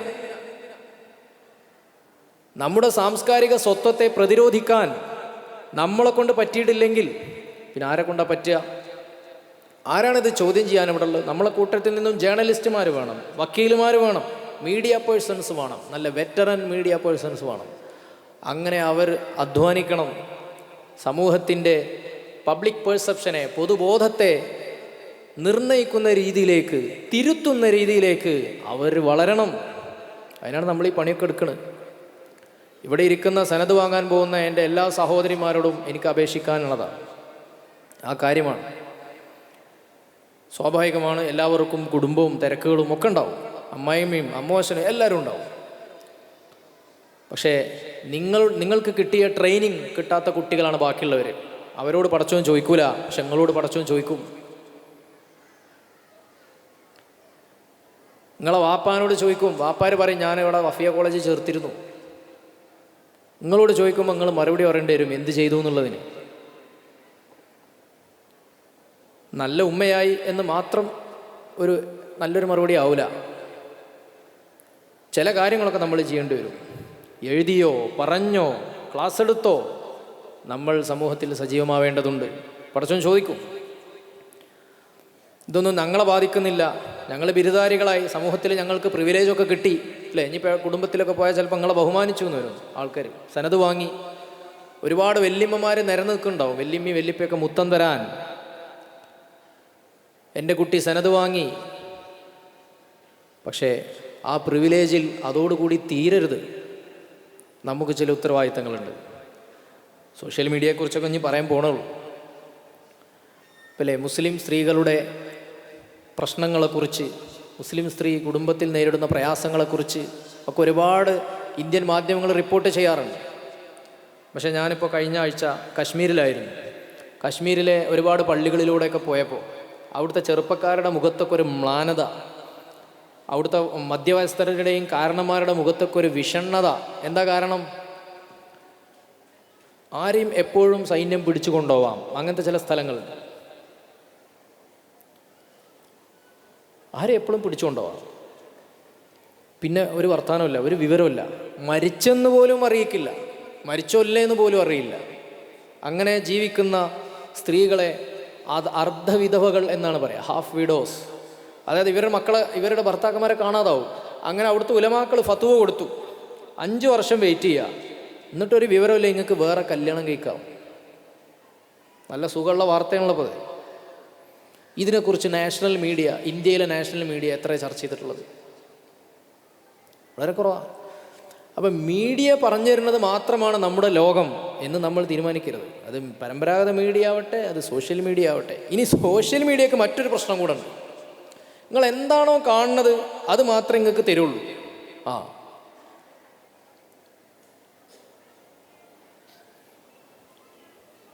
നിങ്ങൾ കോമഡി കാണുകയാണെങ്കിൽ നിങ്ങൾക്ക് കോമഡി തന്നെ കിട്ടുള്ളൂ. നിങ്ങൾ ശ്രദ്ധിച്ചു നോക്കി, നിങ്ങൾ സിംസാർ ലക്കുസ്താദിൻ്റെ വയലിങ്ങനെ ഇടക്കിടക്ക് കേൾക്കുന്നുണ്ട്. നിങ്ങൾ യൂട്യൂബ് തുറന്നാൽ അതിങ്ങനെ വരില്ലേ? അതിങ്ങനെ വരും. എന്താണോ നിങ്ങൾ കാണാൻ ആഗ്രഹിക്കുന്നത് അതേ നിങ്ങൾക്ക് തരുള്ളൂ. അതിൻ്റെ എഞ്ചിനീയർമാർ തന്നെ ഡിസൈൻ ചെയ്തത് അങ്ങനെയാണ്. അപ്പോൾ നിങ്ങളെ കുട്ടികളെ ഫോണൊക്കെ എടുത്ത് നോക്കി, അവർ കളിക്കാരുടെ റീലുകളൊക്കെ കാണുന്നുണ്ടാവും. അവർക്ക് സ്ഥിരം അതാണ് കിട്ടുക. നമ്മളെ പള്ളിൻ്റെ പ്രസിഡൻ്റാണല്ലോ, മൂപ്പര് നല്ലൊരു സാമൂഹ്യ പ്രവർത്തകനാണല്ലോ. അപ്പോൾ മൂപ്പര് കളിക്കമ്പക്കാരനും കൂടിയാണ്. അപ്പോൾ മൂപ്പർക്ക് മെസ്സിൻ്റെയും ക്രിസ്ത്യാനോൻ്റെയും വീഡിയോ ഒക്കെ ഇടയ്ക്കിങ്ങനെ വരും. മൂപ്പർക്ക് നല്ല ഇഷ്ടം, മൂപ്പര് ഇങ്ങനെ കണ്ടിരിക്കും. അപ്പോൾ ഈ സോഷ്യൽ മീഡിയയുടെ യൂട്യൂബിൻ്റെയും ഫേസ്ബുക്കിൻ്റെയും അൽഗോരിതം ചിന്തിക്കുകയാണ്. നമ്മളെ പ്രസിഡൻ്റാണല്ലോ. അപ്പോൾ മൂപ്പര് വലിയ സാമൂഹ്യ പ്രവർത്തകനാണല്ലോ. മൂപ്പർക്ക് കുറച്ച് ലോകവിവരവും ഇസ്ലാമിക ചിന്തയൊക്കെ ഒന്ന് കൊടുക്കുക. 10 മെസ്സിൻ്റെ വീഡിയോ മൂപ്പര് കണ്ടല്ലോ എന്ന് ഈ അൽഗോരിതം ചിന്തിക്കുമോ? ഇല്ല. കാരണം ഈ അൽഗോരിതം ഡിസൈൻ ചെയ്തിരിക്കണം നിങ്ങളെ നന്നാക്കാനല്ല, നമ്മളെ നന്നാക്കാനല്ല. നിങ്ങൾ എത്ര സമയം മൊബൈലിൻ്റെ മുമ്പിൽ പിടിച്ചിരുത്താൻ പറ്റുമോ അത് സാധ്യമാക്കാനാണ്. അങ്ങനെ ആകുമ്പോൾ അത്രയും പരസ്യങ്ങൾ മുമ്പിലേക്ക് വരും. അതിനനുസരിച്ച് ഫേസ്ബുക്കിന് പരസ്യ കമ്പനിക്കാർ പൈസ കൊടുക്കും. അതാണ് ഡീല്. നമ്മളിതിലില്ല, അത് അവർ തമ്മിലുള്ള ഡീലാണ്. അത് ഇൻസ്റ്റാഗ്രാമിലാണെങ്കിലും ശരി, യൂട്യൂബിലാണെങ്കിലും ശരി, ഇത് അവർ തമ്മിലുള്ള ഡീലാണ്. നമ്മളതിൻ്റെ ഇരകൾ മാത്രമാണ്. നമ്മൾ പ്രൊഡക്റ്റാണ്. പരസ്യ കമ്പനി നമ്മളുടെ സമയത്തെയും നമ്മുടെ ആത്മാഭിമാനത്തെയും നമ്മുടെ ഉത്കണ്ഠകളെയും നമ്മുടെ വിചാരങ്ങളെയും ഫേസ്ബുക്കിന് വിൽക്കുന്നു. ഫേസ്ബുക്ക് പരസ്യ കമ്പനികൾക്ക് വിൽക്കുന്നു. പരസ്യ കമ്പനി അതിൻ്റെ പൈസ ഫേസ്ബുക്കിന് കൊടുക്കുന്നു. അതാണ് സംഭവിക്കുന്നത്. എന്നിട്ട് നമ്മളൊക്കെ വിചാരിക്കുകയാണ്, എന്താണ് ടെക്നോളജിയുടെ ഒരു ലോകം, എല്ലാ വിവരങ്ങളും അറിയാൻ പറ്റും, എന്ത് നല്ല സുന്ദരമായ ലോകം എന്നാണ് നമ്മൾ ചിന്തിക്കുന്നത്. യഥാർത്ഥത്തിൽ അങ്ങനെയല്ല പ്രിയമുള്ള സഹോദരന്മാരെ. അപ്പോൾ നിങ്ങൾ ആലോചിച്ച് നോക്കൂ, ഒരാൾ വർഗീയത കാണുകയാണ്, അയാൾ വർഗീയവാദി ആയിരിക്കും. നിങ്ങൾ എത്തീസം റസൂലുള്ളാഹിനെയൊക്കെ കുറ്റം പറയുന്ന മതവിരുദ്ധമായ പേജുകൾ നിങ്ങൾ കണ്ടോക്കി സ്ഥിരമായിട്ട്, നിങ്ങൾക്ക് അതന്നെ കിട്ടുള്ളൂ. അപ്പോൾ നമുക്ക് ചെയ്യാനുള്ളത് അത് അൺസബ്സ്ക്രൈബ് ചെയ്യുക, അത് ഷെയർ ചെയ്യാതിരിക്കുക, അതിൽ നോക്കാതിരിക്കുക എന്നുള്ളതാണ്. നല്ലത് നിങ്ങൾക്ക് കിട്ടണമെന്നുണ്ടെങ്കിൽ നിങ്ങൾ നല്ലത് പോയി ക്ലിക്ക് ചെയ്യണം. അങ്ങനെയാണ്. നിങ്ങളെ നന്നാക്കാനല്ല ഇത് ഉണ്ടാക്കിയിട്ടുള്ളത്, നമ്മളെ ആരും നന്നാക്കാനല്ല ഇത് ഉണ്ടാക്കിയിട്ടുള്ളത്. ഇത് ഇവരുടെ ലാഭമാണ്, ഇത് ഇവരുടെ ബിസിനസ് ഡീലാണ്. ഇത് മൂല്യന്മാർ പറയണതല്ലത്, ഇതൊക്കെ ആ മേഖലയിലെ വിദഗ്ധർ പറഞ്ഞുകൊണ്ടിരിക്കുന്ന കാര്യങ്ങളാണ്. അപ്പോൾ ഒരാൾ വർഗീയത കാണുകയാണെങ്കിൽ അയാൾ എന്നും വർഗീയവാദിയായി തുടരും. തിരിച്ചു മാറാൻ ആൾക്കാരില്ല, കാരണം അയാൾ അൽഗോരിതത്തിന് മനസ്സിലാവും. നമ്മുടെ ഷെയർ, നമ്മുടെ ലൈക്ക്, നമ്മൾ തുറന്നു നോക്കുന്ന ലിങ്ക്, നമ്മൾ തുറന്നു നോക്കാത്ത ലിങ്ക്, നമ്മൾക്ക് എന്ത് കണ്ടാലാണ് ദേഷ്യം വരിക, നമുക്ക് എന്ത് കണ്ടാലാണ് സങ്കടം വരിക എന്നതിനെക്കുറിച്ച് നമ്മുടെ ഭാര്യയെക്കാളും ധാരണ നമ്മൾ ഉപയോഗിക്കുന്ന ഫേസ്ബുക്ക് അക്കൗണ്ടിനുണ്ടാവും. അത് ആലങ്കാരികമായി പറഞ്ഞതാണ്, ഭാര്യമാർ പ്രശ്നം ഉണ്ടാക്കണ്ട, ആലങ്കാരികമായി പറഞ്ഞതാണ്. ഒരു പക്ഷെ അത്രയും നമ്മൾ സൂക്ഷ്മ വികാരങ്ങളെപ്പോലും നമ്മളെ പ്രവർത്തനങ്ങളെ അനലൈസ് ചെയ്ത് ഈ അൽഗോരിതത്തിന് മനസ്സിലാക്കാൻ പറ്റും. അതുകൊണ്ടാണ് നമ്മളൊരു പ്രോഡക്റ്റൊക്കെ തിരഞ്ഞു നോക്കുമ്പോൾ നാളെ ആ പ്രൊഡക്റ്റിനെ കുറിച്ച് കാണും. നമ്മൾ ഫോണിൽ ഇപ്പോൾ ചില വാക്കുകളൊക്കെ ഉച്ചരിച്ചാൽ, ഇപ്പോൾ പിന്നെ ഇന്ന കമ്പനിയുടെ സ്കൂട്ടർ ഇവിടുന്ന് കിട്ടും എന്ന് നമ്മൾ ഫോണിൽ ഒരാളോട് സംസാരിച്ച് നിൽക്കുക, പിന്നെ പിറ്റേന്ന് ഫേസ്ബുക്ക് തുറക്കുമ്പോൾ കാണാം ആ കമ്പനീൻ്റെ പരസ്യം. അതുവരെ അതിൽ വന്നിട്ടുണ്ടാവില്ല. അത്രമേൽ മനുഷ്യൻ ഹാക്ക് ചെയ്യപ്പെട്ടിരിക്കുന്ന ഒരു സന്ദർഭത്തിലാണ് നമ്മൾ ജീവിച്ചുകൊണ്ടിരിക്കുന്നത്. അപ്പോൾ അതുകൊണ്ട് നമ്മൾ ചെയ്യേണ്ടത് ആവശ്യത്തിന് മാത്രം മൊബൈൽ ഉപയോഗിക്കാനുള്ളത്. ഇതിപ്പോൾ വയസ്സായ 40-ൻ്റെ മുകളിലുള്ള ആളുകൾ കരുതരുത്, ഞാൻ ന്യൂസാണല്ലോ കാണൽ, ഞാൻ വയലൊക്കെയാണല്ലോ കേൾക്കൽ, അതിനെന്താ പ്രശ്നം എന്ന് വിചാരിക്കരുത്. സിനിമ കാണുന്നതിനെക്കുറിച്ചും കോമഡി കാണുന്നതിനെക്കുറിച്ചും മാത്രമല്ല പറയുന്നത്. സോഷ്യൽ മീഡിയ ലഹരി എന്ന് പറയുന്നത് പ്രായഭേദമന്യേ പിടികൂടിയ ലഹരിയാണ്. പ്രായഭേദമന്യേ. ഇപ്പോൾ പല ഉസ്താമാരെന്നെ നമ്മൾ കണ്ടിട്ടുണ്ട്, ഫോൺ എടുത്തിട്ട് ഇങ്ങനെ പ്രതി അവിടെ നിന്നും കോടതി വരാന്തയിലേക്ക് നടന്നുകൊണ്ടിരിക്കെ പ്രതി ഇങ്ങോട്ട് നോക്കി ചിരിച്ചു, പ്രതി അങ്ങോട്ട് നോക്കി കരഞ്ഞു, പ്രതി ക്ഷുഭിതനായി. അത് മീഡിയ 1, അടുത്ത പിന്നെ 24 തുറക്കും, 24-ൽ ഇതന്നെ അതും കേൾക്കും, പിന്നെ അടുത്ത വേറെ ഒരു ചാനൽ തുറക്കും, യൂട്യൂബിൽ അതും കേൾക്കും. ഇതെന്താ നമ്മളെന്താ IB ഉദ്യോഗസ്ഥരാണ്? അത്ര സമയം നമ്മൾ യൂട്യൂബിൽ ചിലവഴിക്കേണ്ട ആവശ്യമില്ല. ഉസ്താദ്മാരാ സമയത്ത് വല്ല ഹിക്കമിൻ്റെ അല്ലെങ്കിൽ വേറെ ഏതെങ്കിലും കിതാബുകളോ ഒക്കെ മുത്താല ചെയ്താൽ അത്രയും നല്ലൊരു മനസ്സമാധാനം ഉണ്ടാവും. മറ്റേത് ആങ്സൈറ്റി കൂടും, ആങ്സൈറ്റി. സോഷ്യൽ മീഡിയ മനുഷ്യൻ്റെ ആങ്സൈറ്റി വർദ്ധിപ്പിക്കുമെന്നതാണ് പറയുന്നത്.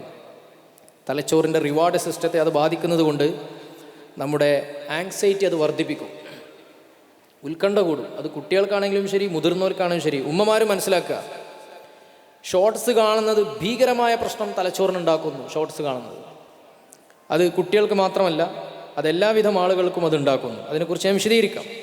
ഏറ്റവും പ്രധാനമായിട്ട് നമ്മൾ ആദ്യം ശ്രദ്ധിക്കേണ്ട ഒരു കാര്യം, നെഗറ്റീവുകൾ ഷെയർ ചെയ്യരുത് എന്നുള്ളതാണ്. അപ്പോൾ നിങ്ങൾ ആലോചിച്ച് നോക്കൂ, നിങ്ങളുടെ കുടുംബ ഗ്രൂപ്പിൽ ഒരു പെൺകുട്ടി ചാടിപ്പോയ ന്യൂസ് വന്നു, ഒരു ലിങ്ക് സഹിതം, അല്ലെങ്കിൽ ഒരു ക്ലിപ്പ് വന്നു, എടീ ഇങ്ങോട്ട് ഓക്കടി എന്നൊക്കെ പറഞ്ഞ്, അല്ലെങ്കിൽ സുബ്ഹാനല്ലാ എന്താണ് ഇവരെ അവസ്ഥ എന്നൊക്കെ പറഞ്ഞൊരു ഒരു വീഡിയോ വന്ന് നിൽക്കുക. നമ്മൾ ആദ്യം എന്താ ചെയ്യുക? കെട്ടിച്ചോടത്തെ ഗ്രൂപ്പിലാണ് വന്നതെന്നുണ്ടെങ്കിൽ നമ്മളെ പെരയത്തെ ഗ്രൂപ്പൊക്കെ അത് സെൻഡ് ചെയ്യും, കുടുംബ ഗ്രൂപ്പിലേക്ക് അത് സെൻഡ് ചെയ്യും. SKSFൻ്റെ ഗ്രൂപ്പിലാണ് വന്നതെന്നുണ്ടെങ്കിൽ SYSൻ്റെ ഗ്രൂപ്പിലേക്ക് സെൻഡ് ചെയ്യും. ഇതല്ലേ നമ്മുടെ രീതി?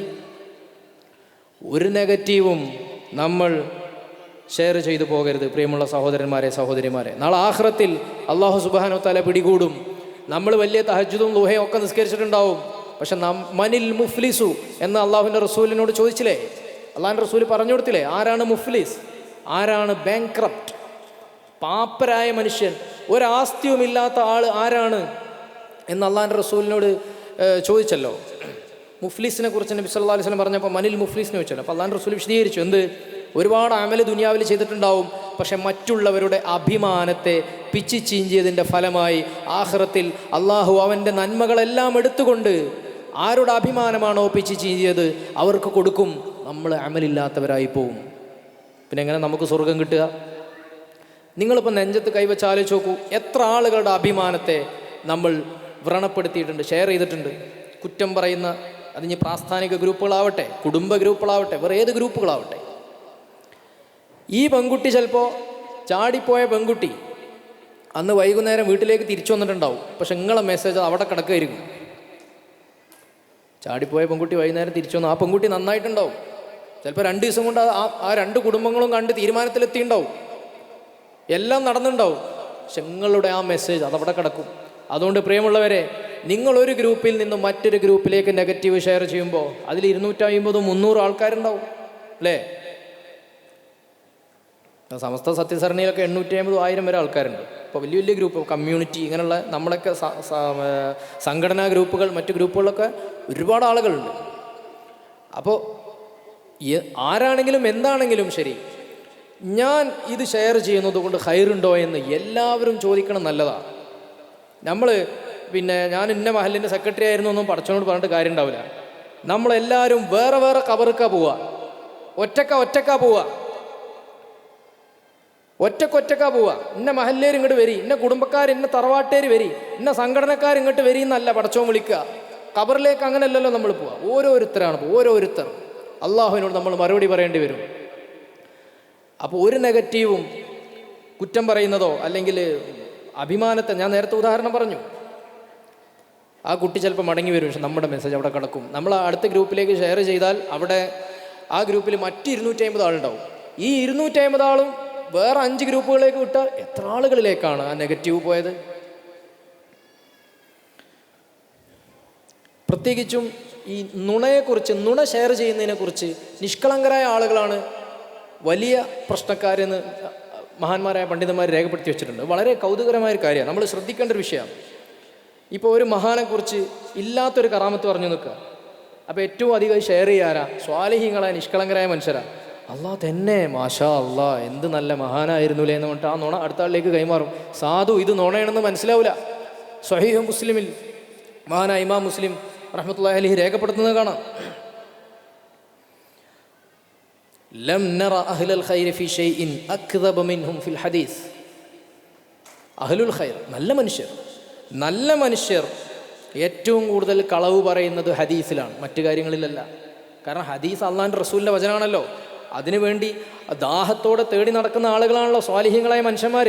അപ്പോൾ ഇത് ഹദീസാണെന്നുള്ള പേരിൽ ഒരു നുണ അങ്ങോട്ട് കിട്ടിക്കഴിഞ്ഞാൽ അത് നുണയാണെന്ന് ഉൾക്കൊള്ളാൻ പറ്റാതെ അത് സത്യം തന്നെ ആയിരിക്കുമല്ലോ എന്ന ആവേശത്തോടെ സ്വാലിഹ്യങ്ങളായ നിഷ്കളങ്കരായ മനുഷ്യർ മറ്റുള്ളവർക്ക് കൈമാറ്റം ചെയ്യും എന്ന് ഇമാം മുസ്ലിം രേഖപ്പെടുത്തി വെക്കുന്നത് കാണാം. അവിടെ അദ്ദേഹം തന്നെ അത് വിശദീകരിക്കുന്നു. യജ്രിൽ കദിബു അലാ അൽസിനതിഹിം വലാ യതഅമ്മദൂനൽ കദിബ്. അവർ കരുതിക്കൂട്ടി ചെയ്യല്ല, അവരുടെ നാവിലൂടെ കളവ് ഇങ്ങനെ ഓടിക്കൊണ്ടിരിക്കുകയാണ്. അതാണ് സംഭവിക്കുന്നത്. നിഷ്കളങ്കരാണ്. സോഷ്യൽ മീഡിയ ലോകത്ത്, സോഷ്യൽ മീഡിയ എല്ലാത്തിനെയും നിയന്ത്രിക്കുന്ന ലോകത്ത് പ്രിയമുള്ളവരെ, നമ്മൾ ഇത്ര നിഷ്കളങ്കരാവരുത്. Social media ഫാസിഖാണ്. അള്ളാഹുവിൻ്റെ റസൂൽ അള്ളാഹു സുബ്ഹാനഹു വ തആല ഇൻജാഅക്കും ഫാസിഖും ബിനബഇൻ എന്ന് പറഞ്ഞ ആയത്തിൽ സൂചിപ്പിച്ച ഫാസിഖ്, നമ്പർ 1 ഫാസിഖാണ് സോഷ്യൽ മീഡിയ എന്ന് ഞാൻ പറയല്ല. ഒരുപാട് വിദഗ്ധർ അത് പറഞ്ഞു കഴിഞ്ഞു. ഒരുപാട് വിദഗ്ധർ സോഷ്യൽ മീഡിയ കമ്പനികളിൽ നിന്ന് രാജിവെച്ച് കഴിഞ്ഞു. ന്യൂസുകൾ നിങ്ങൾ കാണുന്നുണ്ടോ? ട്രിസ്റ്റൻ ഹാരിസിനെ പോലെ, എലി പാരിസറെ പോലെ, സൈനബ് തുഫക്ചിയെ പോലെ ഒരുപാട് ഇതൊക്കെ വലിയ ടെക്നോക്രാറ്റുകളുടെ പേരാണ്, ടെക്നോ സോഷ്യോളജിസ്റ്റുകളൊക്കെ പേരാണ്. ഇവരെല്ലാം ഇതിന്ന് രാജിവെച്ചിട്ട് പറയാണ് ഇത് മനുഷ്യനെ വല്ലാത്തൊരവസ്ഥയിലേക്കാണ് കൊണ്ടുപോകുന്നത്. അപ്പോൾ സോഷ്യൽ മീഡിയയുടെ വാർത്തകൾ നമ്മെ നിയന്ത്രിക്കരുത്, നമ്മൾ അവയെ നിയന്ത്രിക്കണം. ആ ഒരു സാഹചര്യത്തിലേക്ക് നമ്മൾ വരേണ്ടതുണ്ട്. Social media addiction, mobile addiction, ഇതൊക്കെ ഇപ്പം ഇന്ന് നടന്നുകൊണ്ടിരിക്കുന്ന കാര്യമാണ്. നമ്മളിപ്പോൾ ഈ ഭക്ഷണത്തിന് ഡയറ്റ് ഉള്ളതുപോലെ ഡയറ്റക്കും ഡയറ്റ് വേണമെന്നാണ് ഇപ്പോൾ വിദഗ്ധരൊക്കെ പറയുന്നത്. കാരണം മനുഷ്യൻ്റെ തലച്ചോറ് ഇന്നിപ്പോൾ ഈ ലോകത്ത്, ഈ ഏറ്റവും പുതിയ ലോകത്ത് പ്രോസസ്സ് ചെയ്യുന്ന അത്ര ഡാറ്റ വേറെ ഒരു കാലത്തും മനുഷ്യൻ്റെ തലച്ചോറിന് പ്രോസസ്സ് ചെയ്യേണ്ടി വന്നിട്ടില്ല എന്നാണ്. ഒരു ഉപകാരമില്ലാത്ത ഡാറ്റ അല്ലേ? നോട്ടിഫിക്കേഷൻസ് ഇങ്ങനെ വരില്ലേ? ആങ്സൈറ്റി കൂടുകയാണ്. അതെന്തായിരിക്കും? നമ്മൾ ആരോടെയും സംസാരിക്കുന്ന ഇടയിൽ പെട്ടെന്ന് നമുക്ക് നോട്ടിഫിക്കേഷൻ നമ്മൾ നോക്കൂലേ, ഇത് ആരായിരിക്കും, എന്തായിരിക്കും? ഇത് നമ്മുടെ തലച്ചോറിൻ്റെ ആങ്സൈറ്റി കൂട്ടുമെന്നാണ് പറയുന്നത്. പുതിയ പഠനങ്ങൾ അങ്ങനെ. അപ്പോൾ ഇൻഫർമേഷൻ ഡാറ്റ വേണമെന്നാണ് ഞാൻ പറഞ്ഞു വരുന്നത്. അതായത് ഇന്ന ചാനലിൽ നിന്നും ഇന്ന പരിപാടി കേൾക്കും എന്ന് കൃത്യമായി നമ്മൾ ഫിക്സ് ചെയ്യണം. വെറുതെ ഇരുന്ന് സ്ക്രോൾ ചെയ്ത സമയം കളയരുത്. വാർത്തയുടെ കാര്യം ഞാൻ പറഞ്ഞു. അപ്പോൾ എൻ്റർടൈൻമെൻറ്റിൻ്റെ കാര്യം ഏതായാലും അങ്ങനെയാണ്, കോമഡിയുടെ കാര്യം ഏതായാലും അങ്ങനെയാണ്. വാർത്തയെക്കുറിച്ചാണ് ഞാൻ പറയുന്നത്. ആവശ്യത്തിനുള്ളത് ഇപ്പോൾ ചില പരിപാടികൾ, ചില ചാനലുകളിൽ രാഷ്ട്രീയ ചർച്ചകൾ, സാമൂഹ്യ ചർച്ചകൾ, സാംസ്കാരിക ചർച്ചകളൊക്കെ ഉണ്ടാവും. ഇന്ന അളവിൽ ഇന്ന സ്ഥലത്തു നിന്ന് കേൾക്കും, ഇന്ന പരിപാടി ഇത്ര സമയം കേൾക്കും എന്ന് നമ്മൾ ഫിക്സ് ചെയ്യണം. അല്ലെങ്കിൽ നമ്മുടെ കാര്യം പോയി. നമ്മൾ തലച്ചോറിന് പല രീതിയിലുള്ള അസുഖങ്ങൾക്ക് നമ്മൾ വിധേയരായിക്കൊണ്ടിരിക്കും. നമ്മളിപ്പോൾ ഉള്ളത് ഡിസ്ഇൻഫർമേഷൻ ലോകത്ത് എന്നാണ് വിദഗ്ധരൊക്കെ പറയുന്നത്. ഇൻഫർമേഷൻ്റെ ലോകത്തല്ല, വിവരങ്ങളുടെ ലോകത്തല്ല, ഡിസ്ഇൻഫർമേഷനാണ്. വിവരങ്ങളെ വിവരങ്ങളല്ലാതാക്കുന്ന ലോകത്ത്. അപ്പോൾ കിട്ടേണ്ട വിവരങ്ങൾ നമുക്ക് കിട്ടാതിരിക്കുകയും കിട്ടേണ്ടാത്ത വിവരങ്ങൾ അനാവശ്യമായി നമുക്ക് കിട്ടുകയും ചെയ്തുകൊണ്ടിരിക്കുന്നതാണ്. അതുകൊണ്ട് തന്നെ നമ്മൾ എന്ത് ചെയ്യേണ്ടി വരുന്നു? കൂടുതൽ തലച്ചോറ് കൂടുതൽ സ്ട്രെസ് എടുക്കേണ്ടി വരുന്നു. ഇപ്പോൾ ഈ അടുത്ത് കുറച്ച് കുട്ടികൾ എന്നോട് കുറച്ചൊരു അനുഭവം പറഞ്ഞു. മറക്കുക. എന്താണെന്നാവോ കാക്ക മറക്കുക? എന്ത് സാധനം? ഈ വയസ്സായവരൊക്കെ മറന്നു വെക്കൂലേ? ഫോൺ അവിടെ പോയപ്പോൾ ഫോൺ മറന്നു വെച്ചു, ഇവിടെ പോയപ്പോൾ ചാവി മറന്നു വെച്ചു. ഇതേപോലെ ചെറിയ കുട്ടികൾ മറക്കുക. 15, 16 വയസ്സായ കുട്ടികൾ നിസ്സാര കാര്യങ്ങൾ മറക്കുക. അപ്പോൾ എന്താ സംഭവം? ഡാറ്റ പ്രോസസ്സ് ചെയ്യല്ലേ? ഇത് സ്ക്രോൾ ചെയ്ത് ഒരുപാട് സാധനങ്ങൾ തലയിലേക്ക് കയറിയിട്ട് ഇവരുടെ തലച്ചോറ് ഇങ്ങനെ ഹാങ് ആവുകയാണ്. വേണ്ടത്ര പ്രോസസ്സ് ചെയ്യാൻ പറ്റുന്നില്ല. അപ്പോൾ ലെസ് ഇമ്പോർട്ടൻ്റ് ആയ കാര്യങ്ങൾ ഏതായാലും മറക്കുക, ചില ഇമ്പോർട്ടൻ്റ് ആയ കാര്യങ്ങളും മറക്കുക. നിങ്ങളും ചെക്ക് ചെയ്ത് നോക്കി പെരയിൽ പോയിട്ട്, സാധ്യത ഉണ്ട്. ഇപ്പോൾ വിദഗ്ധരിങ്ങനെ ഓരോ വിഷയങ്ങൾ കണ്ടുകൊണ്ടിരിക്കുക, വിലയിരുത്തിക്കൊണ്ടിരിക്കുക. ഇൻസ്റ്റൻറ്റ് ഗ്രാറ്റിഫിക്കേഷൻ എന്ന് പറഞ്ഞൊരു അസുഖമുണ്ട്. അത് സോഷ്യൽ മീഡിയ മൂലം ഉണ്ടായതാണ്. ഇൻസ്റ്റൻറ്റ് ഗ്രാറ്റിഫിക്കേഷൻ എന്താണ്? എല്ലാ സുഖങ്ങളും പെട്ടെന്ന് കിട്ടണം എന്ന ചിന്തയിലേക്ക് മനുഷ്യന്മാർ മാറി. ആൽഫ ജനറേഷൻ ഏതായാലും മാറിക്കഴിഞ്ഞു. ആൽഫ ജനറേഷൻ എന്ന് പറഞ്ഞാൽ 2010 ശേഷം ജനിച്ച കുട്ടികളാണ്. ഇനി വരുന്നത് ബീറ്റ ജനറേഷനാണ്. അവർ AI പിറന്നു വീഴാൻ പോകുന്നത്. ഒരു പക്ഷേ അവർക്ക് ലൈസൻസ് ഒന്നും എടുക്കേണ്ടി വരില്ല, കാരണം ഓട്ടോമാറ്റിക് കാറുകൾ വരാൻ പോവുക. ലൈസൻസ് എടുക്കാനുള്ള പരിപാടിയെ ചിലപ്പോൾ ഉണ്ടാവില്ല. ഇനി അത്രയും ഓട്ടോമാറ്റിക് കാറുകൾ ഇപ്പോൾ വരാൻ പോവുക. 2025 ശേഷം ജനിക്കുന്നവർ, 2025 മുതൽ ജനിക്കുന്നവർ ബീറ്റ ജനറേഷനാണ്. ഞാനൊക്കെ മില്ലനിയല, 90 കിഡ്. അതിന് മുമ്പുള്ള ജനറേഷൻ X ഇവിടെ ഇരിക്കുന്നുണ്ടാവും. ഞാൻ പറഞ്ഞു വരുന്നത് ഇൻസ്റ്റൻറ്റ് ഗ്രാറ്റിഫിക്കേഷൻ മുതിർന്ന ആളുകൾക്കും കുറേയൊക്കെ പിടികൂടിയിട്ടുണ്ട്, ചെറുപ്പക്കാരായ കുട്ടികൾക്ക് ഏതായാലും ഉണ്ട്. അതിൻ്റെ പ്രശ്നം എന്താണെന്ന് വെച്ചാൽ ഈ മൊബൈൽ ഇങ്ങനെ സ്ക്രോൾ ചെയ്യുമ്പോൾ ഇൻസ്റ്റാഗ്രാമിലൊക്കെ ആദ്യം ഒരു വീഡിയോ, പിന്നെ ഒരു വീഡിയോ, അങ്ങനെ രസമുള്ള സാധനങ്ങൾ ഇങ്ങനെ പാക്കായിട്ട് ഇങ്ങനെ വരികയാണ്. വളരെ ഇൻസ്റ്റൻ്റായിട്ട് രസം ഇങ്ങനെ കിട്ടിക്കൊണ്ടിരിക്കുക. ആദ്യം ഒരു കോമഡി, പിന്നൊരു ചിരി, പിന്നൊരു കളി, ഇങ്ങനെ വന്നുകൊണ്ടിരിക്കും. സിസ്റ്റമാറ്റിക് എൻ്റർടൈൻമെൻറ്റ് ഇങ്ങനെ പാക്കായിട്ട് കിട്ടിയിട്ട് തലച്ചോറിന് ശീലമായി. അതുകൊണ്ട് തന്നെ പഠിക്കാൻ കഴിയുന്നില്ല, തീരുമാനം എടുക്കാൻ കഴിയുന്നില്ല. ചില ടഫായ കാര്യങ്ങൾ വരുമ്പോൾ ഒരു ഡിസിഷൻ എടുക്കാൻ പറ്റണില്ല. എങ്ങനെ ഡിസിഷൻ എടുക്കാൻ പറ്റുക? ക്ഷമ കിട്ടണില്ല, അറ്റൻഷൻ സ്പാന് നഷ്ടപ്പെടുകയാണ്. ശ്രദ്ധിച്ചൊരു ക്ലാസ് കേൾക്കാൻ പറ്റണില്ല അരമണിക്കൂറിലധികം. കാരണം ഇവർ കാണുന്ന റീലൊക്കെ പരമാവധി 5 മിനിറ്റ് ഉള്ളൂ, 3.5 മിനിറ്റ്, 1.5 മിനിറ്റ്, 30 സെക്കൻഡ്. ഇപ്പം അങ്ങനെയാണ്. ഇപ്പോൾ ഞാനൊരു സ്ഥാപനത്തിൽ ചെന്നപ്പോൾ അവിടുത്തെ ഒരു ഇൻസ്റ്റഗ്രാമിൽ ഭയങ്കര റീച്ചുള്ള ഒരു കുട്ടി, ഒരു മൂലയൊരുട്ടിയാണ്. മൂപ്പരിനോട് പറഞ്ഞു, ഉസ്താദിൻ്റെ വക ഒരു ചെറിയൊരു ബിറ്റ് വേണം, 30 സെക്കൻഡേ പറ്റുള്ളൂ കേട്ടോ, 30 സെക്കൻഡ്. അതിൽ ആദ്യത്തെ 4 സെക്കൻഡ് കിടിലൻ 2-3 വാക്കുകൾ വേണം, എന്നാലേ ഇത് റീച്ച് കിട്ടുള്ളൂ. പറയേണ്ടത് ഒന്ന്, നിരീശ്വരവാദവും വിശ്വാസിയും തമ്മിലുള്ള വ്യത്യാസം, നിരീശ്വരവാദിയും വിശ്വാസിയും തമ്മിലുള്ള വ്യത്യാസം. 2 പ്രണയമോ അങ്ങനെ എന്തോ 2 സംഭവങ്ങൾ പറഞ്ഞു. വളരെ പോസിറ്റീവായിട്ട് പറഞ്ഞാൽ നല്ല കാര്യങ്ങൾ ചെയ്യുന്നൊരു കുട്ടിയാണ്. 30 സെക്കൻഡിൻ്റെ റീൽസ്, ഷോർട്സ്, ഇത് 1 മണിക്കൂർ 1.5 മണിക്കൂറൊക്കെ തുടർച്ചയായി കാണുന്ന ഒരാളുടെ തലച്ചോറ്, ആ തലച്ചോറിൻ്റെ പാറ്റേൺ മാറിപ്പോവാണ്. പിന്നെ പെട്ടെന്ന് തന്നെ സാധനങ്ങൾ കിട്ടണം എന്നുള്ള ചിന്ത വരാണ്. ചെറിയ കുട്ടികൾക്ക് ക്ഷമ കിട്ടണില്ലല്ലോ. നിങ്ങൾ പരീക്ഷ നോക്കി, നമ്മളത്ര പോലും ക്ഷമ കുട്ടിയെ കിട്ടണില്ല. മൊബൈൽ വാങ്ങിയാൽ പൊട്ടിത്തെറിക്കുന്ന കാര്യം പോട്ടെ, ചെറിയ ചെറിയ കാര്യങ്ങൾക്ക്, ഇപ്പോൾ ബസ് കാത്തുക, നമ്മളൊക്കെ എത്ര സമയം ബസ് കാത്തുനിന്നിട്ടാണ് കാര്യങ്ങൾ നടത്തിയിരുന്നത് ചെറുപ്പത്തിൽ. പല കാര്യങ്ങൾക്കും നമ്മൾ വെയിറ്റ് ചെയ്തിരുന്നു. പക്ഷെ പുതിയ കുട്ടികൾക്ക് വെയിറ്റ് ചെയ്യാനുള്ള ക്ഷമല്ല, ഒന്നിലും ക്ഷമല്ല. അതിന് കാരണം തലച്ചോറിൻ്റെ ഈ പാറ്റേൺ ഇത് മാറിയത് കൊണ്ടാണ്. അതുകൊണ്ട് പ്രിയമുള്ളവരെ, നമ്മൾ ശ്രദ്ധിക്കണം. ഇപ്പോൾ കഴിഞ്ഞ പെരുന്നാൾക്കൊക്കെ എൻ്റെ വീട്ടിലൊക്കെ, നമ്മളെ വീട്ടിലൊക്കെ കുട്ടികളൊക്കെ വിരുന്ന് വരുമല്ലോ, നമ്മളെ കസിൻസും മറ്റുള്ളവരായിട്ട് വരുമല്ലോ. ഞാനൊരു ഭീകരമായിട്ടുള്ളൊരു, കുട്ടികളെ സംബന്ധിച്ചിടത്തോളം വെറുപ്പുണ്ടാക്കുന്നൊരു തീരുമാനം തന്നെ ഞാൻ എടുത്തു. ഷോർട്സ് കാണുമ്പോഴൊക്കെ ഞാൻ ഫോൺ പിടിച്ചു വാങ്ങി. 1.5 മിനിറ്റിന് 2 മിനിറ്റിൻ്റെ ഷോർട്ട്. നിങ്ങൾ മിനിമം ഒരു 20 മിനിറ്റുള്ള വീഡിയോ ആണെങ്കിൽ കണ്ടോളൂ. ഷോർട്സ് കാണാം. ഷോർട്സ് നിരോധിച്ചു പെരയിൽ. സ്ഥിരമായി ഷോർട്സ് കാണുമ്പോൾ ബ്രെയിൻ റോട്ട് ഉണ്ടാവുന്നു എന്നാണ് പുതിയ പഠനം പറയുന്നത്. ബ്രെയിൻ റോട്ട് എന്ന് പറഞ്ഞപ്പോൾ 2024 ഓക്സ്ഫോർഡ് ഡിക്ഷണറിയിൽ കയറിയ പുതിയ വാക്കാണ് ബ്രെയിൻ റോട്ട്. തലച്ചോറ് ചീഞ്ഞു പോകാന്നാണ് അതിൻ്റെ മലയാളം. അമിതമായ, പോയിന്റ്ലെസ് ആയ, മീനിങ് അല്ലാത്ത, ഗൗരവമില്ലാത്ത കണ്ടന്റിലൂടെ സ്ഥിരമായിട്ട് ഒരാൾ പോകുമ്പോൾ ഗൗരവപ്പെട്ട കാര്യങ്ങൾക്ക് ചിന്ത കൊടുക്കാനുള്ള ശേഷി തലച്ചോറിന് ഇല്ലാതായി പോവുക എന്നാണ് ബ്രെയിൻ റോട്ട് എന്ന് പറഞ്ഞത്.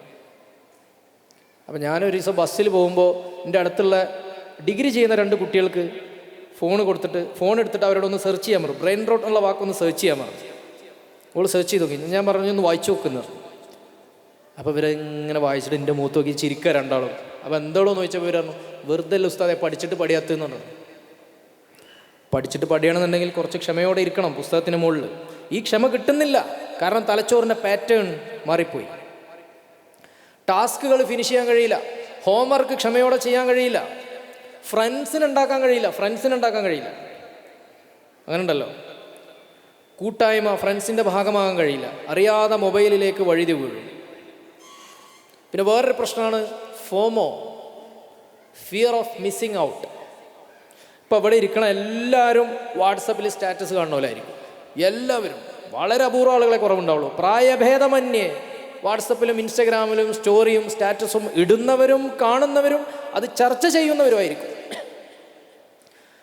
ഫിയർ ഓഫ് മിസ്സിങ് ഔട്ട് എന്താ? ഇവള് മറ്റോടത്ത് പോയി, മറ്റോള് ഊട്ടിയിൽ പോയി, മറ്റോള് കൊടൈക്കനാൽ പോയി, ഇവള് കാശ്മീർ പോയി, മറ്റോള് മണാലി പോയി.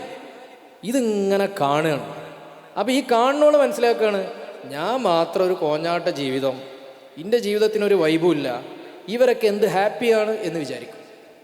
യഥാർത്ഥത്തിൽ അങ്ങനെയല്ല. ഈ മണാലി പോകുമ്പോൾ അവർക്ക് അടിച്ച തണുപ്പ്, ആ തണുപ്പ് കാരണം ഛർദ്ദിക്കാൻ വന്നതും തലവേദനിച്ച് കടന്നതും, ഇതൊന്നും ഇപ്പോൾ ഇൻസ്റ്റാഗ്രാമിൽ ആരും അപ്ഡേറ്റ് ചെയ്യൂലല്ലോ. ഫുൾ വൈബ് മാത്രമല്ല അപ്ഡേറ്റ് ചെയ്യുള്ളൂ, രസകരമായ കാര്യങ്ങൾ മാത്രമല്ല അപ്ഡേറ്റ് ചെയ്യുള്ളൂ. അപ്പോൾ നമ്മൾ വിചാരിക്കും നമ്മളല്ലാത്തവരൊക്കെ ഫുള്ള് വൈബിലാണ്, എല്ലാവരും രസകരമായ ജീവിതമാണെന്ന് കരുതും. ഇതപ്പോൾ പെണ്ണുങ്ങൾക്കൊക്കെ അറിയാൻ പറ്റും. ഓള് ഇന്നോടത്ത് പോയിക്കണമെന്ന് നിങ്ങളെ പെണ്ണുങ്ങൾ നിങ്ങളോട് പറഞ്ഞ ഭർത്താക്കന്മാർക്ക് അനുഭവം ഉണ്ടാവും. മറ്റോൾ ഇന്നോടത്ത് പോയി, നമുക്ക് ഇന്നോടത്ത് പോകണ്ടേ?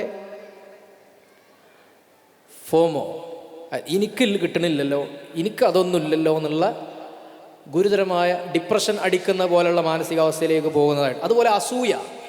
പ്രിയമുള്ള സഹോദരിമാരോട് പ്രത്യേകിച്ച് പറയാനുള്ളത്, നിങ്ങളുടെ മക്കളുടെ എല്ലാ നേട്ടങ്ങളും നിങ്ങൾ സ്റ്റാറ്റസ് സ്റ്റോറി ഇടരുത്.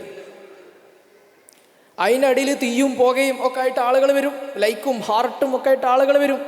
എല്ലാവരും നമുക്ക് വേണ്ടി ഗുണം കാംക്ഷിക്കുന്നവരല്ല. ഇനി ആണെങ്കിൽ തന്നെ അറിയാതെ മനുഷ്യരുടെ മനസ്സിൽ അസൂയ കയറും, അറിയാതെ കയറും. പറഞ്ഞിട്ട് കാര്യമില്ല, മനുഷ്യന്മാരല്ലേ. നിങ്ങളെല്ലാ അച്ചീവ്മെൻറ്റും അങ്ങനെ വാട്സപ്പിൽ സ്റ്റാറ്റസ് ഇടാൻ സങ്കല്പിച്ചോ. നിങ്ങളെ കുട്ടീൻ്റെ എല്ലാ നേട്ടങ്ങളും തൊട്ടപ്പുറത്ത് അയൽവാസിയുടെയോ കുടുംബത്തിലെയോ ഒക്കെ ഉള്ള മക്കളുണ്ടാവും. ഇത്ര പെർഫോം ചെയ്യാൻ പറ്റാത്ത മക്കളുണ്ടാവും. അവർക്ക് അസൂയ ഉണ്ടാവും, അവരുടെ ഉമ്മമാർക്ക് അസൂയ ഉണ്ടാവും. ഇനി അങ്ങനെ നേടാൻ പറ്റാത്തവർ മുഴുവൻ അസൂയക്കാരാണെന്നല്ല ഞാൻ പറഞ്ഞ്. സ്വാഭാവികമായും മനുഷ്യരാകുമ്പോൾ അസൂയ വരാനുള്ള സാധ്യത ഉണ്ട്. അതുകൊണ്ട് അസൂയ ക്ഷണിച്ചു വരുത്തരുത്. ചില പ്രധാനപ്പെട്ട അച്ചീവ്മെൻറ്റുകളൊക്കെ നിങ്ങൾ നാട്ടുകാരെ അറിയിച്ചാൽ മതി. മറ്റേത് നിങ്ങളും നിങ്ങളുടെ കുടുംബക്കാരും മക്കളും മാത്രം അറിഞ്ഞാൽ മതി എന്നങ്ങോട്ട് തീരുമാനിക്കുക. അതുപോലെ തന്നെ അള്ളാഹുവിൻ്റെ റസൂൽ പറഞ്ഞ വൽ ഐനു ഹഖുൻ, കണ്ണീർ അത് സത്യമാണ്. അത് ആർക്ക് എങ്ങനെ തട്ടുമെന്നറിയില്ല. ചിലപ്പോൾ കണ്ണീർ തട്ടിയേക്കാം. എല്ലാ കാര്യങ്ങളും നമ്മൾ പബ്ലിക്കിനെ അറിയിക്കണമെന്നില്ല. ഇപ്പോഴത്തെ ഒരു യുഗത്തിൻ്റെ ഒരു പ്രത്യേകത എന്താണെന്ന് വെച്ചാൽ, നമ്മൾ എവിടെയെങ്കിലും പോയി എന്ന് നമുക്ക് തോന്നണമെങ്കിൽ നമ്മൾ സ്റ്റാറ്റസ് ഇടണം. അങ്ങനെയുള്ളൂ അല്ലേ? ഇപ്പോൾ സ്കൂളിൽ നിന്നും പ്ലസ് ടു എന്നൊക്കെ കുട്ടികൾ ടൂർ പോവാണ്. അപ്പോൾ സാറന്മാരൊരു നിയമം വെച്ചു, ടൂറൊക്കെ പോവാം, നമ്മൾ മണാലിക്കാണ് പോകുന്നത്, പക്ഷേ ഒരൊറ്റ സ്റ്റോറി സ്റ്റാറ്റസ് വിടാൻ പറ്റില്ല. കുട്ടികൾ വേണ്ടാന്ന് പറയും. കാരണം ആകെ പോണത് തന്നെ ചിലപ്പോൾ ഇതിനാ. അതൊരു മാനസികാവസ്ഥയാണ്, നമ്മളതിനെ ആക്ഷേപിക്കാൻ വേണ്ടി പറയല്ല. നമ്മൾ പോയിട്ട് നമ്മളങ്ങനെ പോയി നമ്മൾ എൻജോയ് ചെയ്തു നമുക്ക് തന്നെ തോന്നണമെന്നുണ്ടെങ്കിൽ നമ്മൾ സ്റ്റാറ്റസ് സ്റ്റോറിയൊക്കെ ഇട്ട് അതെല്ലാവരും കണ്ട് അതിന് ലൈക്കൊക്കെ വരുമ്പോഴേ നമുക്ക് തന്നെ തോന്നുള്ളൂ. ഇങ്ങനൊരു മാനസികാവസ്ഥയിലേക്ക് ഇതിൽ അഡിക്റ്റഡ് ആയ ഒരു സമൂഹം വളർന്നു വന്നിരിക്കുന്നു. അതാണ് ഇപ്പോഴത്തെ സിറ്റുവേഷൻ. ഈ സിറ്റുവേഷൻ ഉണ്ടായത് ഇത് വെറുതെ അങ്ങോട്ട് ഉണ്ടായതൊന്നല്ല. ഇത് ടെക്നോളജിയുടെ കമ്പനികൾ ആലോചിച്ചുണ്ടാക്കിയത് തന്നെയാണ്. മനുഷ്യന്മാരുടെ ശ്രദ്ധ മാറ്റാൻ വേണ്ടിയിട്ടും മനുഷ്യന്മാരുടെ സ്വകാര്യത നശിപ്പിക്കാൻ വേണ്ടിയിട്ടും സർവോപരി അവർക്ക് വരുമാനം ഉണ്ടാക്കുക എന്ന ലക്ഷ്യവും മുൻനിർത്തിയിട്ട് മാത്രമാണ് ഇത് ഉണ്ടാക്കിയിട്ടുള്ളത്. നമ്മൾ അടിസ്ഥാനപരമായിട്ട് മനസ്സിലാക്കണം. അപ്പോൾ ഫോമോ ഒരു വിഷയമാണ്. ഫിയർ ഓഫ് മിസ്സിങ് ഔട്ട് നിങ്ങൾക്ക് ആർക്കും ഉണ്ടാവരുത്. അത് പടച്ചോൻ ഓരോരുത്തർക്കും ഓരോന്ന് ഏകിയിട്ടുണ്ടാവും, അതേ കിട്ടുള്ളൂ. പടച്ചോൻ ഏകിയിട്ടുണ്ടാവും. പണ്ടൊന്നും ഈ പ്രശ്നമല്ല. അസൂയ അതൊരു പ്രശ്നമാണ്. എല്ലാതും സ്റ്റാറ്റസും സ്റ്റോറിയും എല്ലാ അച്ചീവ്മെൻറ്റും ഇടണ്ട. ഏറ്റവും പ്രധാനപ്പെട്ടത് മാത്രം ഇട്ടാൽ മതി. ചുറ്റും കാണുന്ന എല്ലാ ലൈക്കടിക്കുന്നവരും നിങ്ങളെ ഗുണകാംക്ഷികളല്ല. ഞാൻ എൻ്റെ അനുഭവമാണ് പറയുന്നത്. എല്ലാ ലൈക്കടിക്കുന്നവരും ഗുണകാംക്ഷികളല്ല. പലരും അസൂയുള്ളവരാണ്. എന്നാൽ ലൈക്കും ഒന്നും അടിക്കാതെ നിശബ്ദമായിട്ട് നമ്മെ വീക്ഷിക്കുന്ന പലരും ആത്മാർത്ഥമായി നമ്മുടെ ഗുണകാംക്ഷികളാണ്. നമുക്ക് എന്തെങ്കിലും സംഭവിച്ചാൽ അവരുടെ കണ്ണിന്ന് വെള്ളം വരും. അങ്ങനത്തെ മനുഷ്യരാണ്. അപ്പോൾ ഒരിക്കലും കണക്ടിവിറ്റി റിലേഷൻഷിപ്പാണെന്ന് ആരും വിചാരിക്കരുത്. കണക്റ്റഡ് ആണ് എന്നുള്ളത് കൊണ്ട് അത് ബന്ധമാണെന്ന് വിചാരിക്കരുത്. അത് ഊഷ്മളമായ ബന്ധമാവണമെന്നില്ല. അപ്പോൾ നമ്മൾ പ്രസംഗിക്കുന്നു, 1500 ആൾ കണ്ടു നിൽക്കുക. ഈ 1500 ആൾ സ്ഥിരമായിട്ട് നമ്മളെ പ്രസംഗമൊക്കെ കേൾക്കാറുണ്ട് നിൽക്കുക. നമ്മളും അവരും ഊഷ്മളമായ ബന്ധമുണ്ട് നമ്മൾ തെറ്റിദ്ധരിക്കരുത്. അത് കണക്ടിവിറ്റി മാത്രമാണ്. Connectivity is not relationship. അത് നമ്മൾ മനസ്സിലാക്കേണ്ട ഒരു പ്രധാനപ്പെട്ട കാര്യം. അതുപോലെ ഉത്കണ്ഠ, ആങ്സൈറ്റി അത് വർദ്ധിക്കും. അപ്പോൾ ഇനി ഇത് പരിഹരിക്കേണ്ടത് എങ്ങനെയാണെന്നുള്ളതാണ്. പിന്നെ ഇത് പരിഹരിക്കാനുള്ള ഒരേ ഒരു മാർഗം സ്ക്രീൻ ടൈം പാലിക്കുക എന്നുള്ളതാണ്.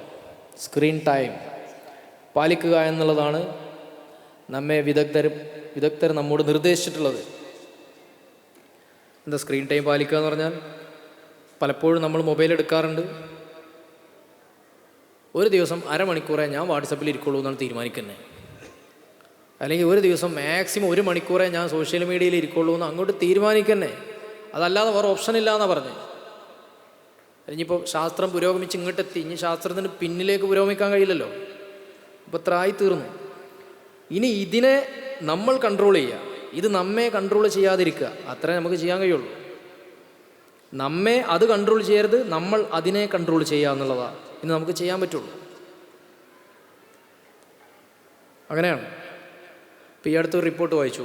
അമേരിക്കയിലെ സിലിക്കൺ വാലിയിൽ ജോലി ചെയ്യുന്ന ആളുകളുടെ മക്കളുടെ സ്ക്രീൻ ടൈം സാധാരണ അമേരിക്കക്കാരുടെ സ്ക്രീൻ ടൈമിനേക്കാളും കുറവാണ്. സിലിക്കൺ വാലിയിൽ ജോലി ചെയ്യുന്ന, ഈ സിലിക്കൺ വാലി എന്ന് പറഞ്ഞാൽ നിങ്ങൾക്ക് അറിയാം, US ഒരു പ്രദേശമാണ്. എല്ലാ സോഷ്യൽ മീഡിയയുടെ അഡ്വാൻസ്മെൻറ്റും എല്ലാ ടെക്നോളജിക്കൽ അഡ്വാൻസ്മെൻറ്റിൻ്റെയും ഹബ്ബാണ്. എല്ലാ ടെക്നോക്രാറ്റുകളുടെയും ഹബ്ബാണ്, സ്ഥിരാകേന്ദ്രമാണ്. അവിടുന്നാണ് എല്ലാതും ഉൽപ്പാദിപ്പിക്കുന്നത്. അപ്പോൾ അവരുടെ ഒരു റിപ്പോർട്ടാണ് എന്ത്, അവിടെ ജോലി ചെയ്യുന്ന ഉദ്യോഗസ്ഥരുടെ മക്കളുടെ സ്ക്രീൻ ടൈം സാധാരണ അമേരിക്കക്കാരായ മക്കളുടെ സ്ക്രീൻ ടൈമിനേക്കാളും കുറവാണ്. എന്താ കാരണം? ഇവിടെ ജോലി ചെയ്യണ വാപ്പാക്കും ഉമ്മാക്കും അറിയാം ഇത് നമ്മൾ ഉണ്ടാക്കിയ സാധനം തന്നെയാണ്, പക്ഷെ എന്നാലും ഇതെങ്ങനെയാണ് കുട്ടികളുടെ തലച്ചോറിനെ ബാധിക്കണത്. അപ്പോൾ അവരതിനെ നിയന്ത്രിക്കാൻ ശ്രമിക്കും. അങ്ങനെയാണ്. അപ്പോൾ നമുക്കൊക്കെ ഒരു വിചാരമുണ്ട്, ഞാനൊക്കെ ചെറുപ്പത്തിൽ ഒന്നും കിട്ടാതെ വളർന്നു, എൻ്റെ കുട്ടി എല്ലാം അനുഭവിച്ചോട്ടെ. അങ്ങനെ ഉണ്ട്. അങ്ങനെ ഒരിക്കലും ചിന്തിക്കരുത്. അപ്പോൾ 16-ാം വയസ്സിൽ തന്നെ ഓനൊരു ഐഫോൺ, എന്തിനാണ്? അതിൻ്റെ ആവശ്യമില്ലാന്ന്. ഓരോ പ്രായത്തും ആവശ്യമുള്ളത് കൊടുത്താൽ മതി. റിജക്ഷൻ 40% റിജക്ഷൻ വേണം കുട്ടിക്ക്. തരൂല, ഇല്ല, വാങ്ങി തരൂല. നമ്മൾ പൈസ ഉണ്ട് എന്നുള്ള നമ്മളെ കുട്ടികളെ കൊന്നുകൊണ്ടല്ല തെളിയിക്കേണ്ടത് പ്രിയമുള്ളവരെ. കുട്ടികളുടെ സ്വഭാവത്തെ മോശമായി സ്വാധീനിച്ചു കൊണ്ടല്ല നമ്മൾ വലിയ ഉദാരതയും പൈസക്കാരാണെന്നും എന്ന് തെളിയിക്കേണ്ടത്. നമ്മുടെ കുട്ടികൾ നമ്മുടെ കുട്ടികളാണ്. അവർക്ക് മോശം സാഹചര്യങ്ങളിൽ ജീവിക്കാനുള്ള ശേഷി നമ്മൾ ഉണ്ടാക്കി കൊടുക്കണം. അതെങ്ങനെ ഉണ്ടാക്കി കൊടുക്കുക? കുട്ടി ഒരു ബേക്കറിയിൽ കയറി, ഇത് വേണം, പിന്നെന്താ വേണ്ട, പിന്നെ ഇത് വേണം, പിന്നെന്താ വേണ്ട, പിന്നെ ഇതും വേണം, അത് മതിയോ? അത് മതി. അത് 3 നിങ്ങൾ സ്പോട്ടിൽ വാങ്ങിക്കൊടുത്ത് നോക്കുക. നിങ്ങളെ കുട്ടി നന്നാവൂല. ഒരു പ്രായത്തിന് ശേഷം പിന്നെ കരഞ്ഞിട്ടൊന്നും കാര്യമില്ല. 3 ചൂണ്ടിക്കാണിച്ചാൽ 1 മാത്രം വാങ്ങിക്കൊടുക്കുക. മറ്റ് പറ്റൂല, 1 മതി. അല്ലെങ്കിൽ ഒന്നുകിൽ കാശില്ല എന്ന് പറയാം, അല്ലെങ്കിൽ പല്ലിന് കേടാന്ന് പറയാം, അല്ലെങ്കിൽ ഹെൽത്തിന് കേടാന്ന് പറയാം. ഈ റിജക്ഷൻ കിട്ടി വളരുന്ന കുട്ടിക്ക് പിന്നീട് സമൂഹത്തിൽ വരുന്ന ദുരനുഭവങ്ങളോട് മുട്ടി നിൽക്കാൻ പറ്റൂ, ഫൈറ്റ് ചെയ്ത് നിൽക്കാൻ പറ്റൂ. അത് നഷ്ടപ്പെടുത്തുന്ന രീതിയിലാണ് ഇന്ന് നമ്മുടെ എല്ലാ ഫെസിലിറ്റീസും ഉള്ളത്. സോഷ്യൽ മീഡിയ ആണെങ്കിലും ശരി, ഫുഡാണെങ്കിലും ശരി, അല്ലേ? ഫുഡൊന്നും ആസ്വദിക്കാൻ പറ്റാത്ത അവസ്ഥയിലേക്ക് ഇപ്പോൾ പോയി. ഫുഡ് ആസ്വദിക്കാൻ പറ്റുന്നില്ല. കാരണം ഇപ്പോൾ നമ്മളൊക്കെ ചെറുപ്പത്തിലിപ്പോൾ ബിരിയാണി, മന്തി പോലുള്ള കാര്യങ്ങൾ, മന്തിൻ്റെ ചെറുപ്പത്തിലൊന്നുമില്ല. ബിരിയാണിയൊക്കെ കിട്ടുന്നത് ഒന്നുകിൽ വലിയൊരുന്നാളാവണം, അല്ലെങ്കിൽ ഏതെങ്കിലും വീട്ടിൽ കല്യാണം വേണം, അല്ലെങ്കിൽ ഇല്ല. ഇന്നിപ്പോൾ ബിരിയാണിക്ക് എന്താ പഞ്ഞുള്ളത്? പഴയ പോലെ ബിരിയാണി ഇപ്പോൾ ആസ്വദിക്കാൻ പറ്റുന്നില്ല. ബിരിയാണി ഒരു എക്സാമ്പിൾ പറഞ്ഞാൽ, ജീവിതത്തിലെ എല്ലാ സുഖങ്ങളും നമ്മൾ ആസ്വദിക്കാൻ പറ്റാതാവുന്നത് നമ്മളത് അനുഭവിച്ച് നോർമലാവുമ്പോഴാണ്. ജീവിതത്തിലെ എല്ലാ സുഖങ്ങളും അങ്ങനെയാണ്.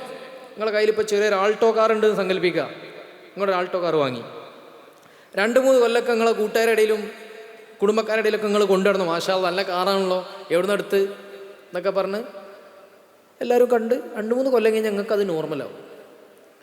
ഈ കാറുമ്മലാണ് നിങ്ങളുടെ ഹാപ്പിനെസ്, സന്തോഷം, മനസ്സമാധാനം അടിസ്ഥാനപ്പെടുത്തിയിട്ടിരിക്കുന്നത് എങ്കിൽ നിങ്ങൾക്ക് 3 കൊല്ലം കഴിഞ്ഞാൽ കാറ് മാറ്റേണ്ടി വരും, അല്ലെങ്കിൽ നിങ്ങൾ ഹാപ്പി ആവില്ല. പിന്നെ നിങ്ങൾക്ക് എൻജോയ് ചെയ്യാൻ കഴിയില്ല.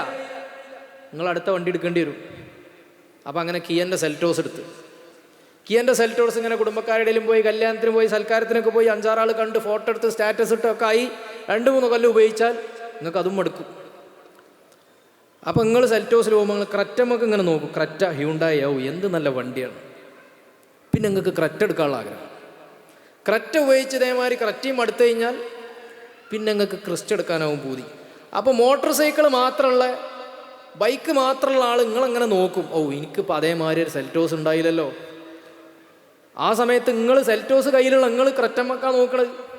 നിങ്ങൾക്ക് മനസ്സിലാവണ്ട ഞാൻ പറഞ്ഞത്? മനുഷ്യൻ്റെ സന്തോഷവും സമാധാനവും അവൻ്റെ ഉള്ളിലാണ്, ഉള്ളത് കൊണ്ട് തൃപ്തിപ്പെടാനുള്ള ശേഷിയിലാണ്, ഭൗതികമായ കാര്യങ്ങളിലല്ല. ഭൗതികമായ സാഹചര്യങ്ങളും സൗകര്യങ്ങളും കൂടുമ്പോഴാണ് മനുഷ്യർ പുരോഗമിക്കുന്നത് എന്ന് ഒരു ലിബറൽ നുണയാണ്, ഒരു സെക്കുലർ ലിബറൽ നുണയാണ്. അത് നമ്മെ വിശ്വസിപ്പിക്കുന്നതിൽ അവർ വിജയിച്ചിരിക്കുന്നു. അപ്പം ഞാൻ ഒരു ഉദാഹരണം പറഞ്ഞു. നിങ്ങൾ കഴിഞ്ഞ റമളാനിൽ നിങ്ങൾ നിസ്കരിച്ചു, നോമ്പ് വെച്ചു, അതൊക്കെ ചെയ്തു, അൽഹംദുലില്ലാ. അതോടൊപ്പം നിങ്ങൾ കാണുന്നവരോടൊക്കെ നന്നായി ചിരിച്ചു. തബസ്സുമുക ഫീ വജീ അഖീക സദഖ, സഹോദരൻ്റെ മുഖത്ത് നോക്കി ചിരിക്കുന്നത് സദഖയാണല്ലോ. നിങ്ങൾ നന്നായി ചിരിച്ചു. ഒരുപാട് ദേഷ്യം വന്ന പല സമയങ്ങളും നിങ്ങൾ കൺട്രോൾ ചെയ്തു. അതുപോലെ തന്നെ കുറേ ആളുകൾക്ക് സദഖ കൊടുത്തു കഴിഞ്ഞ റമളാൻ കേട്ടോ. അങ്ങനെ ഇനി അടുത്ത റമളാൻ വരിക. അടുത്ത റമളാനിൽ നിങ്ങൾ ഇതൊക്കെ കുറച്ചേ ചെയ്തിട്ടുള്ളൂ, ഈ കാര്യങ്ങളൊക്കെ കുറഞ്ഞു. പക്ഷെ നിങ്ങളെ കയ്യിൽ പുതിയൊരു ബ്രാൻഡ് ന്യൂ ഫോൺ വന്നു. ഐഫോൺ ആവാം, അല്ലെങ്കിൽ ഏതും ആവാം.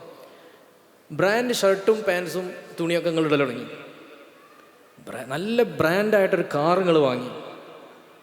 പുറത്തുനിന്ന് നോക്കണ ദുനിയാവിൻ്റെ പെർസ്പെക്റ്റീവിൽ, സെക്കുലർ ലിബറൽ പെർസ്പെക്റ്റീവിൽ നോക്കിയാൽ നിങ്ങളിപ്പോൾ പുരോഗമിച്ചില്ലേ അല്ലേ? ഒരു കുട്ടി ഗൾഫിൽ പോയി, അല്ലെങ്കിൽ ഒരാൾ നാട് വിട്ട്, അല്ലെങ്കിൽ ഒരു 18-ാം വയസ്സിൽ കണ്ട ആളെ പിന്നെ 25-ാം വയസ്സിൽ കാണുമ്പോൾ ചെക്കപ്പ് ഉഷാറായിക്കണമല്ലോ, കാരണം വണ്ടിയൊക്കെ ആയിട്ട് ഇങ്ങനല്ലേ നിങ്ങൾ വിലയിരുത്തുക? നിങ്ങളല്ലേ വിലയിരുത്തുക? ഭൗതികമായ മാനദണ്ഡങ്ങൾ വെച്ചിട്ടല്ലേ നമ്മൾ വിലയിരുത്തുക? നല്ല പുരോഗതി ആയിക്കണമല്ലോ, മാഷാ അല്ലാ. ഇതാണ് പുരോഗതി, പുരോഗമനം. നമ്മളാരെ പഠിപ്പിച്ചത്? നമ്മളെ ആരാണ് പഠിപ്പിച്ചത്? ഓനിപ്പോൾ പണ്ടത്തേക്കാളും സത്യസന്ധനാണ്, ഓൻ ഇപ്പോൾ പണ്ടത്തേക്കാളും സ്വതക്കം കൊടുക്കുന്നുണ്ട്, ഓന് പണ്ടത്തേക്കാളും സ്വബറുള്ള മനുഷ്യനയക്കണം എന്നുള്ളത് പുരോഗമനത്തിൻ്റെ അടയാളമായിട്ട് നമ്മൾ സ്കൂളുകളിൽ പഠിക്കുന്നില്ല, സോഷ്യൽ മീഡിയയിൽ കിട്ടുന്നില്ല. അതിന് പ്രത്യേകം ഇസ്ലാമിൻ്റെ അഖ്ലാഖിൻ്റെ ക്ലാസ് വേണം, അല്ലാതെ അത് കിട്ടൂല. അപ്പം എന്താണ് ലോകത്തിനാവശ്യമായ സാർവലൗകിക മൂല്യങ്ങൾ? അതൊന്ന് സ്വബറാണ്, ക്ഷമ വേണം. 2 ഖനാഅത്താണ്, ഉള്ളത് കൊണ്ട് തൃപ്തിപ്പെടാനുള്ള ശേഷി വേണം. 3 ആർത്തി കുറവ് വേണം. 4 അമാനത്താണ്, സത്യസന്ധത വേണം അല്ലേ? നമ്മളിപ്പോൾ നാട്ടിലൊരു കൊച്ചു മുതലാളി, ഒരു 5 കൊല്ലം മുമ്പ് ഓനൊരു കൊച്ചു മുതലാളിയായിരുന്നു.